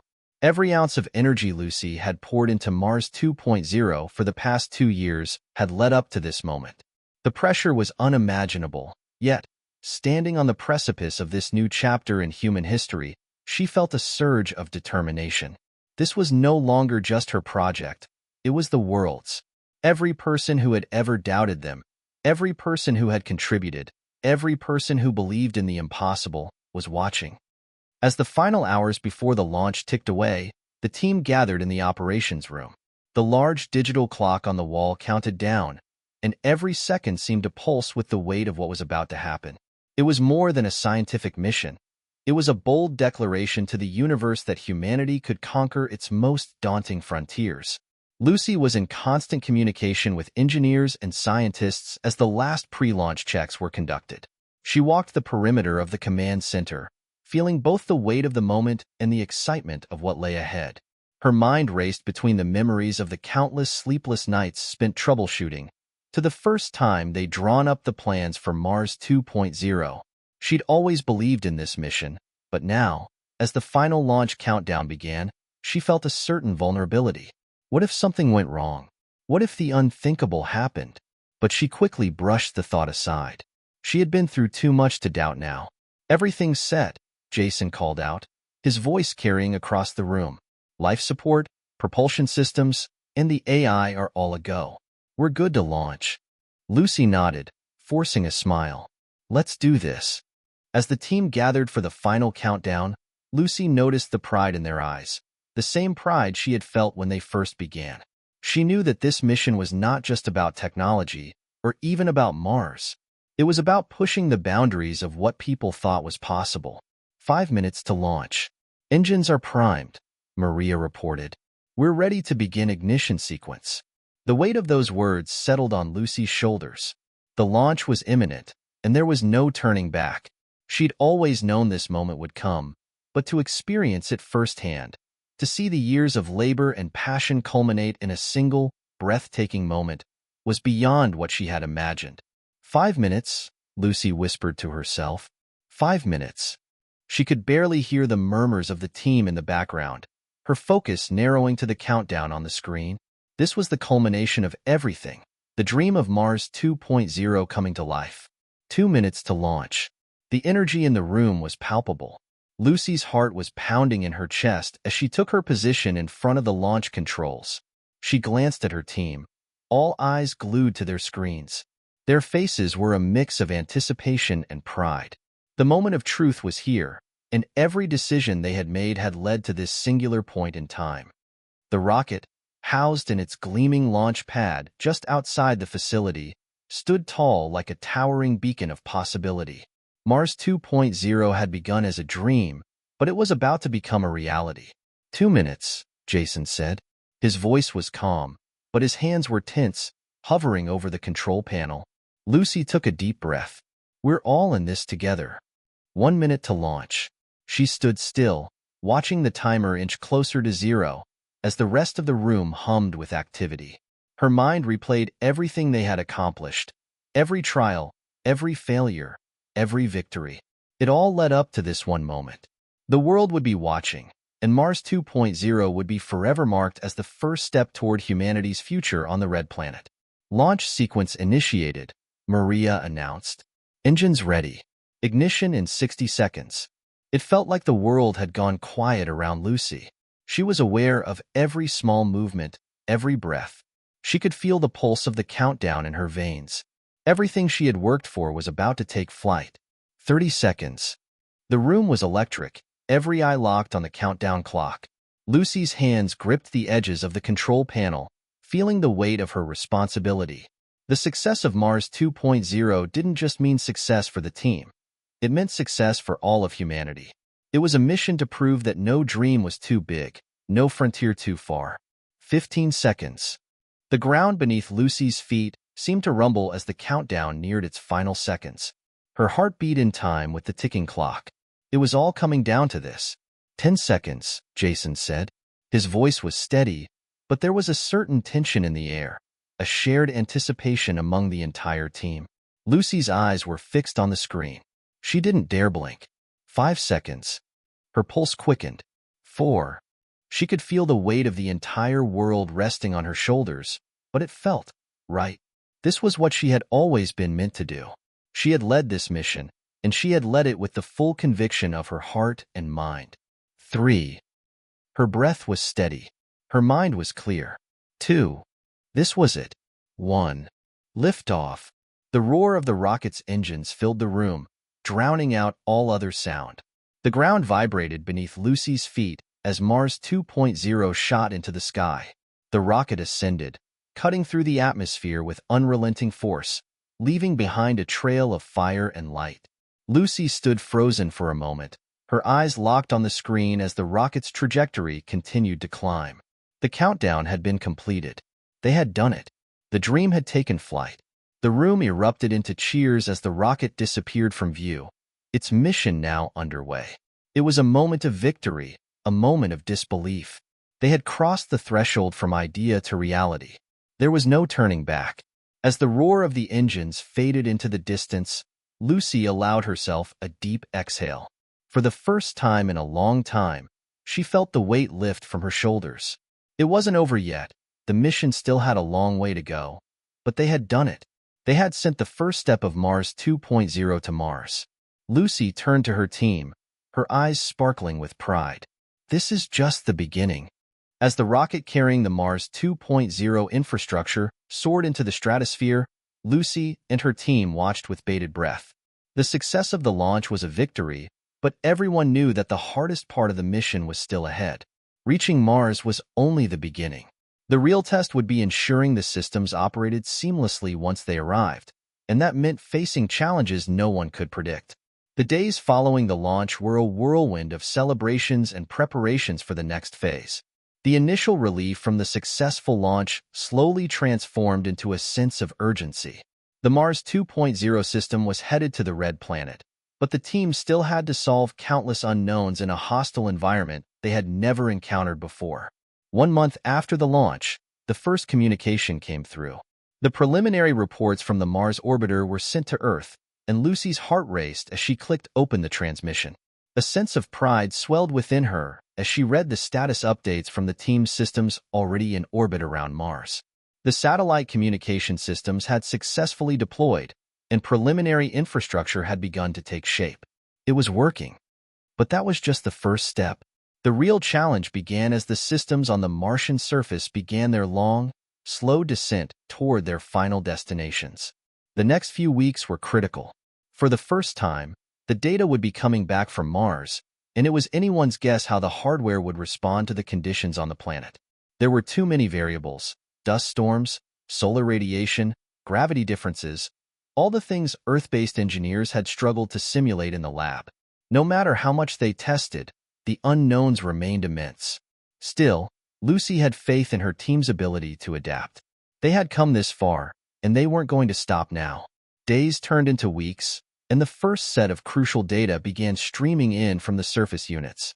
At first, everything seemed fine. Systems were functioning within their expected parameters, and the environmental sensors showed only minor fluctuations. But soon, the first signs of trouble appeared. Lucy, Jason called her over to his console one morning, his expression serious. There's a problem with the energy output from the solar arrays. It's much lower than we predicted.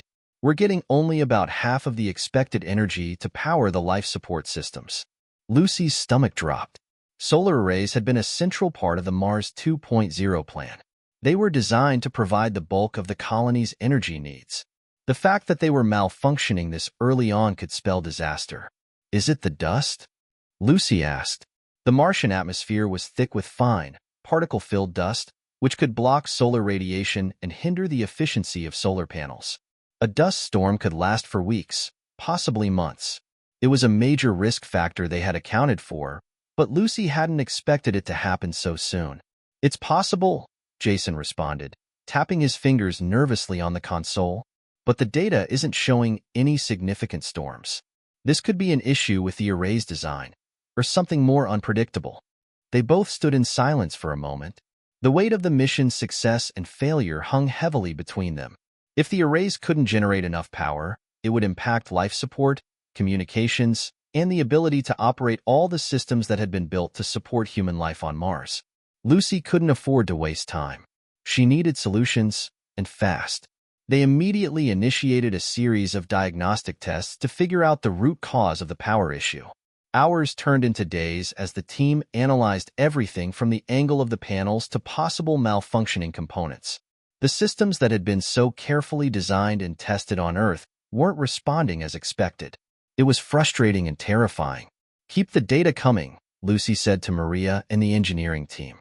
"We need to stay ahead of this." She turned to her trusted engineer. "Can we fix it remotely?" Maria nodded, though her expression was tense. "It's difficult. The arrays are designed to be reoriented, but doing so from Earth is like trying to adjust a satellite while it's on the move. It's going to take time. We'll need to send a manual fix once we know what's wrong." Lucy sighed, pacing in the room. Time was a luxury they didn't have. "I need a solution sooner than that. Could we use the backup power sources for now?" Maria nodded. "We have some stored energy, but it won't last forever. If we can't fix the solar arrays, we risk running out of power." With the backup systems running on borrowed time, Lucy gathered the team for an urgent video conference. The tone in the room was somber. Each member of the team knew that the problems they were encountering were beyond anything they had anticipated. Mars was a harsh mistress, and the longer they were here, the more it seemed like they were fighting against her every step of the way. "We need a new plan," Lucy said, her voice calm but forceful. "Jason, I need you to get all the engineers on finding a way to fix this remotely. Maria, I need you to start preparing a manual override. And everyone, don't waste time. We're running out of power." As the team scrambled to execute their orders, Lucy felt an overwhelming sense of responsibility. They had put everything on the line for this mission, and she couldn't allow it to fail now. The team was dedicated, but they were working with a time bomb. If the power went down, their systems would go dark, and the mission could end before it even had a chance to begin. Days later, after relentless testing and recalibration, the team finally identified the problem. The solar arrays, designed to be flexible and adaptive to the Martian winds, had a critical flaw. The materials used to construct them weren't holding up under the constant stress of the planet's extreme conditions. The dust and wind were causing microfractures in the surface, reducing efficiency by over 60%. But Maria, with her engineering brilliance, had a solution. "We can adapt the array design by rerouting power through the auxiliary systems. It won't be as efficient, but it should buy us some time," she explained. It wasn't perfect, but it was a start. They could stabilize the situation and, with time, send a more permanent fix. Lucy made the decision. They would reroute power and continue gathering data to send back to Earth for further analysis.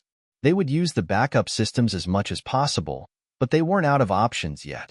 Lucy sat back in her chair, watching the team work together like a well-oiled machine. She'd always known that setbacks were part of the journey, but it had never been clearer than in that moment. Mars was unforgiving. It was a stark reminder of the vast unknowns they had been so determined to face. But if anything, this challenge only reinforced her belief in the mission. "We'll make this work," Lucy muttered to herself, her eyes fixed on the team working tirelessly at their stations. "We have to." She reached for her phone and sent a quick message to Jonathan Edwards, the investor who had been so instrumental in securing funding for Mars 2.0. "Stay the course. We'll figure this out," she typed, tapping send. She needed the reassurance of knowing that she still had support, even from the people back on Earth who had a stake in the mission's success. For now, all they could do was adapt. With every new challenge, Mars 2.0 was evolving into something far greater than anyone had anticipated. And even though the road ahead was fraught with difficulty, Lucy knew one thing for sure. They had come this far, and they weren't about to stop now. The Mars 2.0 project had already encountered its first major challenge, but Lucy couldn't shake the feeling that this was only the beginning. The array malfunction, although serious, had been handled with urgency and precision, but new data from Mars arrived daily, and with it, more unexpected problems. It was the fourth week after the launch when things began to take a dramatic turn. Lucy had just returned to her quarters after a long night of overseeing repairs. Exhausted, she sat down at her desk, hoping to catch a few hours of rest. But before she could close her eyes, an alert flashed on her screen. The blinking red light was unmistakable. It was a system failure warning. The AI that had been keeping track of everything, the critical systems, the life support, even the environmental control, had started malfunctioning. A sinking feeling gripped Lucy's stomach as she clicked on the alert. Critical failure detected. Life support systems at risk. Immediate action required. Lucy's mind immediately went into overdrive. The AI was supposed to be the backbone of the entire operation, keeping everything running smoothly. If it failed, so did everything else. She reached for the comm link to call Jason, her most trusted engineer, but before she could speak, her phone lit up with a call from him. She answered quickly. "Lucy, it's bad. The system's misfiring, and it's draining more power than it should. I think there's a problem with the AI core. We're on the clock now. If we don't get it fixed in the next few hours, we'll lose the backup systems and we'll be blind on Mars." The urgency in his voice sent a chill down her spine. They had anticipated issues, but this was on a whole new level. "Where do we stand?" she asked, her voice steady despite the fear creeping up inside her. "We've already begun isolating the AI core's faults," Jason replied. "But the more we dig, the more I think there's a deeper problem with the code. If we don't fix this soon, it could affect the entire system. We might lose control of Mars 2.0 entirely." Lucy's mind raced. This wasn't just about the solar arrays anymore. This was about life or death. If the life support systems failed, if they lost their ability to control the environment, Mars 2.0 could be doomed. No backup power would last indefinitely, and the team, her team, would be stranded on Mars. "We need a solution, Jason, and fast. Can we isolate the problem remotely?" Lucy asked. "I'm trying, but the AI is adaptive. It's fighting back. If we can't override the malfunction soon, we could be dealing with cascading system failures across the board." Lucy stood up, her hands shaking slightly as she looked at the digital display in front of her. The failure was deeper than anyone had predicted, and there was no guarantee that they could fix it in time. She couldn't help but feel the weight of the mission pressing down on her. This wasn't just her future on the line. It was the future of humankind's potential to live on another planet. "Keep me updated. I'll be in the operations room," Lucy said, her voice now firm with determination. As she walked into the operations room, the team was already hard at work. The atmosphere was tense, and the normally calm engineers looked like they were in a race against time. Maria was at her station, her fingers flying over the keyboard, trying to trace the malfunction's origin. "We've isolated part of the code, but it's fragmented. It's almost as if someone's sabotaging the system," she said. Lucy's heart skipped a beat at the word. Sabotage. She hadn't even considered that possibility. But it made sense. Mars 2.0 was the culmination of years of work and billions of dollars in investment. If someone wanted to disrupt the mission, this was the perfect opportunity. "Do we know who or what could be behind this?" Lucy asked, the suspicion gnawing at her. "Not yet. It could be a bug in the software, or something more deliberate," Maria replied. Lucy walked over to the large digital display, which showed the status of all the systems. It was a complicated web of interwoven components. Everything was linked. One misstep could bring everything crashing down. Hours passed, and the stress in the operations room continued to escalate. The AI wasn't cooperating. It seemed to adjust to every fix they attempted, counteracting every override. The temperature and oxygen levels in the habitat were fluctuating erratically, and every engineer was frantically working to patch up the holes in the systems, their eyes red with exhaustion. Finally, Jason spoke up. "I found it. It's not sabotage, but it's close enough. There's a hidden vulnerability in the AI's programming that's causing it to fragment under the environmental strain. It wasn't detected in earlier tests. It's like a flaw in the AI's self-preservation protocol." "So, the AI's trying to protect itself by shutting down?" Lucy asked, trying to keep her cool. "Exactly. If we don't get in there and manually override the code, we'll lose the whole system. We'll be back at square one with no way of controlling the habitat." Lucy's mind raced. This was their last chance. The system was barely holding together, and she didn't have the luxury of waiting for a solution. She turned to her team. "We need a manual fix. Jason, Maria, go through the override procedures. I'll stay here and make sure everything is running as smoothly as possible. We're in this together." With renewed determination, Jason and Maria dove into the code, their focus unshaken. Time was ticking, and Lucy watched as the tension on their faces became more evident with each passing second. Just as it seemed they were out of options, Maria's voice rang out. "I think we've done it. We've isolated the fragmenting code and inserted a temporary patch." A collective sigh of relief passed through the room, but Lucy knew they weren't out of danger yet. The patch was only a temporary fix. They needed to find the root cause, or they would be dealing with another system failure sooner rather than later. It took another 2 weeks before they fully stabilized the AI. The patch they had installed bought them enough time to trace the system's vulnerabilities, but the pressure had been unbearable. Mars was an unforgiving planet, and their grip on the mission was growing thinner by the day. Every moment counted. "Can you imagine?" Maria asked one afternoon, looking up from her terminal. "The AI was like a child, throwing tantrums when we tried to fix it. But we got it, Lucy. We got it." Lucy smiled for the first time in weeks, her body exhausted but her heart filled with pride. "We got it," she repeated. It was in those difficult days that Lucy realized something profound.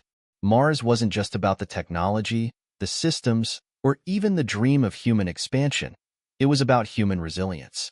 They had fought tooth and nail to make this mission a reality, and despite the setbacks, they were making progress. The days after the AI system's patch felt like a breath of fresh air. After weeks of near-constant tension and high stakes, Lucy allowed herself a moment to breathe, though only briefly. The work was far from over. The Mars 2.0 project had entered its final stages, and the deadline was looming closer. They had to get everything up and running before the first human crew arrived on Mars. If they could get the colony systems functional, the dream of human settlement on Mars would finally become reality. Lucy walked into the operations room, now more familiar with the hustle of constant updates and urgent messages than ever before. The digital display glowed brightly with real-time data feeds, but she had learned not to get distracted by the lights and numbers. Her focus was now on something far more important, the preparation for the colony's first phase. "Okay, everyone," Lucy began, her voice commanding attention as the room quieted. "The team has pulled together, and we've survived some of the most extreme challenges. Now, it's time to make sure Mars 2.0 is fully operational. We have 1 month before the first human crew arrives. Let's use that time wisely." Her eyes scanned the team, each member of the Mars 2.0 crew looking back at her, battle-worn but determined. There was no room for hesitation. There was too much riding on the success of this mission. For Lucy, this was no longer just a project, it was a legacy, not only for her but for humanity.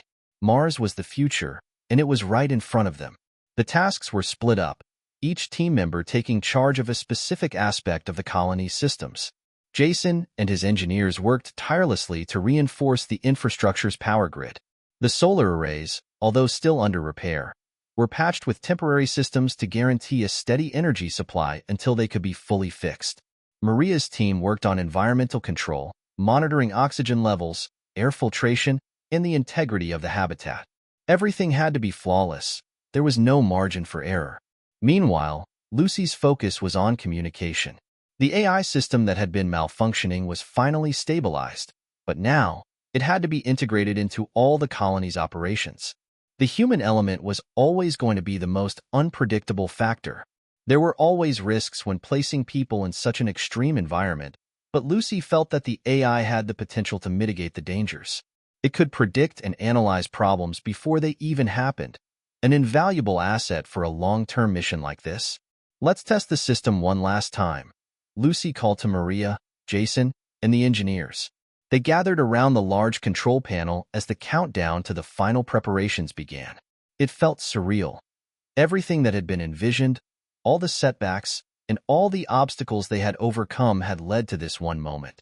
The data began flowing, the systems humming, and everything seemed to be running perfectly. The lights on the panel blinked green as everything came online. The AI was functional, the systems were synced, and the colony was ready to be handed over to the first crew of colonists.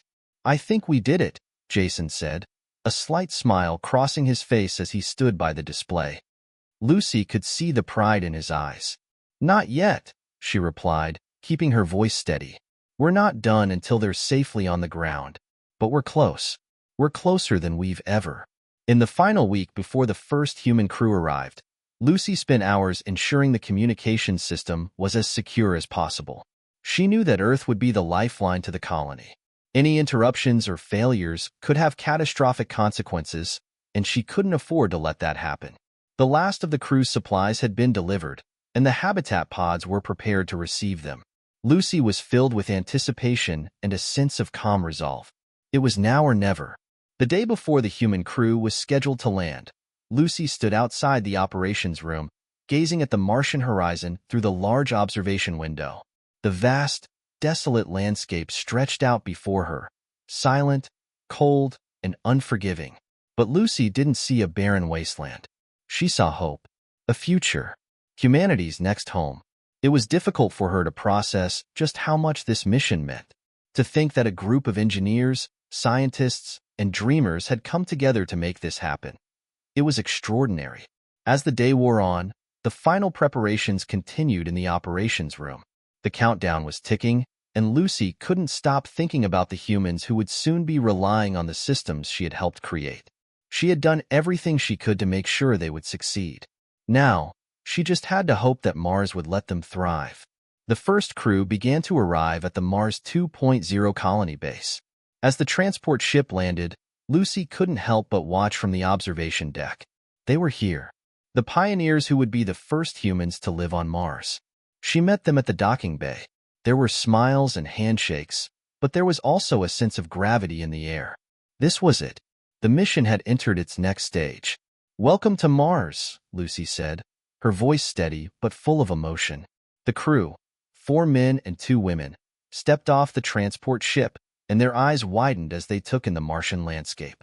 It was difficult to express what it felt like to see it in person for the first time, but Lucy could see the awe in their faces. This was their new home. One of the crew members, a tall man named Lucas, stepped forward. "You've done it, Lucy. Mars 2.0 is real. It's here. We're here." She smiled, a rush of pride swelling inside her. But there was no time for celebration just yet.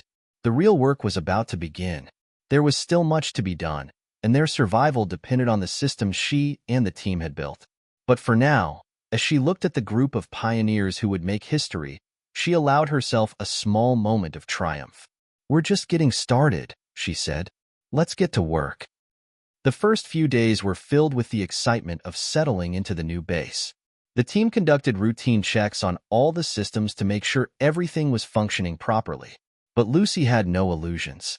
The work was far from over, and the challenges ahead would be even greater than what they had already faced. Still, she couldn't deny the significance of the moment.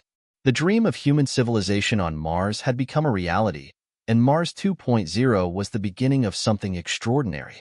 It would take years, decades even, for humanity to truly colonize Mars, but this was the first step, and Lucy knew that the world was watching. The reality was just beginning, and the journey ahead would be filled with both triumph and hardship. But Lucy, looking out across the red expanse of Mars, knew one thing for sure. They were on the right path. For Lucy, this wasn't the end. It was only the beginning. The days following the crew's arrival at Mars 2.0 were a blur. Lucy's hands were full with overseeing the final phases of integration and assisting the new colony's pioneers as they settled in. The colony base was operational, but the true test lay ahead. Would the systems they'd worked tirelessly to perfect continue to perform under the strain of human habitation? Would the AI be able to manage the delicate balance of life support, power, and other critical systems in the long term? Lucy knew that these answers wouldn't come overnight. It would take months, maybe even years, before the colony could truly be self-sustaining. But for now, the foundations had been laid, and the first group of settlers was prepared to face the challenges ahead. It wasn't just about surviving anymore. It was about thriving. As she walked through the base's corridors, Lucy couldn't help but think back to everything that had led to this moment. The many sleepless nights spent troubleshooting, the trials they'd faced with malfunctioning systems, the patchwork fixes, and the countless hurdles they'd jumped to get to this point. And now, here they were, humanity's first true foothold on Mars. The sun on Mars was weak, its orange rays barely warming the surface, but inside the habitat, everything was under control. Life support systems hummed steadily, and the engineers had managed to fix the final issues with the solar arrays, providing a reliable power supply. The dome's artificial gravity was working, and the temperature regulation systems were stable, thanks to the careful calibration of the colony's environmental systems. Lucy smiled as she walked past the first greenhouses, where the new settlers were planting crops, potatoes, tomatoes, and various leafy greens that would serve as the colony's food supply. The future was now rooted in the red Martian soil. There was something deeply symbolic about that. Humans had now established not only a presence on Mars, but a purpose, a future. Still, her mind couldn't shake the nagging thoughts of what lay ahead. The pioneers of Mars 2.0 were just the beginning. This was a test run for something much bigger, an entire population that would one day call Mars home. How long would it take before other countries sent their own expeditions? How long until the base expanded into a fully fledged colony, capable of supporting hundreds or even thousands of settlers? The future of Mars depended on the success of their systems and the growth of their community. But even with all the technological advancements, Lucy knew that the true challenge would always lie in human adaptation. Life on Mars was harsh and unforgiving. Every day would be a test of resilience. The settlers would have to rely on each other, their resourcefulness, and the systems that had been put in place to keep them alive. And yet, Lucy felt a deep sense of pride that the groundwork had been laid, that humanity's first step onto another planet was now complete. One evening, as Lucy was reviewing the AI's latest diagnostics reports in her quarters, a notification pinged on her tablet. It was from the head of the communications team. "Lucy, you need to see this," the message said. Curious, she opened the transmission.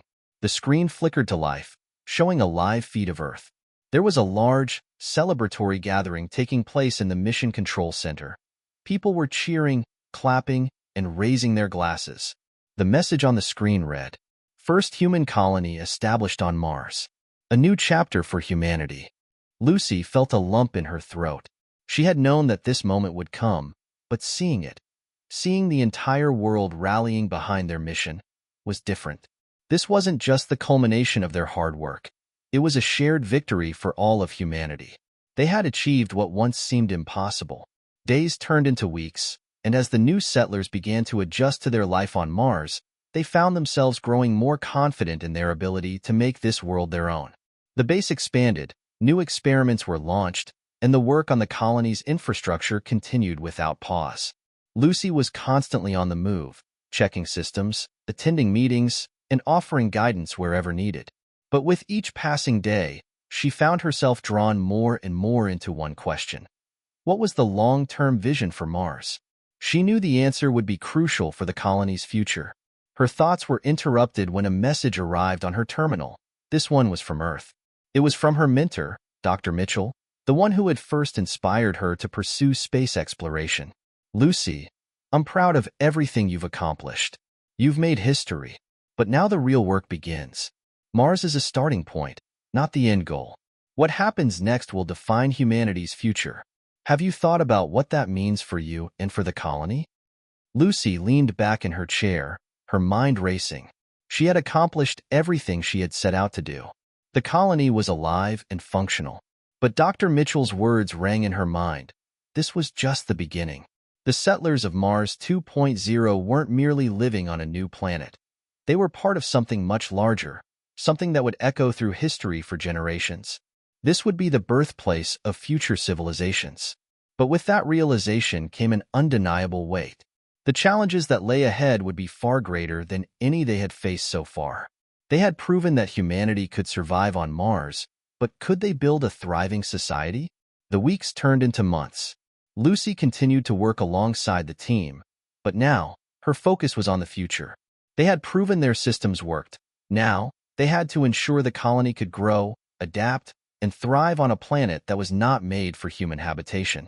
As the first crops began to grow, and the next phase of the colony's expansion plans came together, Lucy knew one thing for certain. Mars 2.0 was more than just a mission. It was the spark of a new era. She gathered the settlers for a meeting one evening, standing before them in the common room. Their faces were filled with a mix of determination, hope, and exhaustion. But they had done it. Together, they had achieved what was once thought impossible. "This is just the beginning," Lucy said, her voice steady but filled with emotion. "We've made history, but the hard part is still ahead. We're not just living on Mars. We're creating the foundation for something greater, a new world. A world that will thrive, grow, and become home to future generations. The journey will be long, and there will be challenges we can't even imagine. But if we stick together, if we keep pushing forward, we'll make Mars our home." The room was silent for a moment before one of the settlers, Lucas, the same man who had welcomed Lucy when she first met the crew, stood up and raised his glass. "To Mars," he said, a smile on his face. "To Mars," the group echoed in unison. And so, as the first humans began their lives on Mars, Lucy knew that the dream of a Martian civilization had just begun. It wouldn't be easy, but they were ready for whatever the red planet threw their way. Hit subscribe and leave a comment with where you're watching from. This story might just spark a new beginning. What do you think the future holds for humans on Mars? How do you imagine life on the red planet? Lucy's eyes turned back to the vast expanse of Mars beyond the colony's dome. The horizon stretched out before her, endless and untamed. The work would never truly end, but one thing was certain. Humanity was here to stay. And Mars 2.0 would be the first of many steps toward humanity's new home among the stars. The Martian dream had just begun. Hit subscribe and leave a comment with where you're watching from. This story might just spark a new beginning. What's one thing that always pushes you forward, even when things get tough?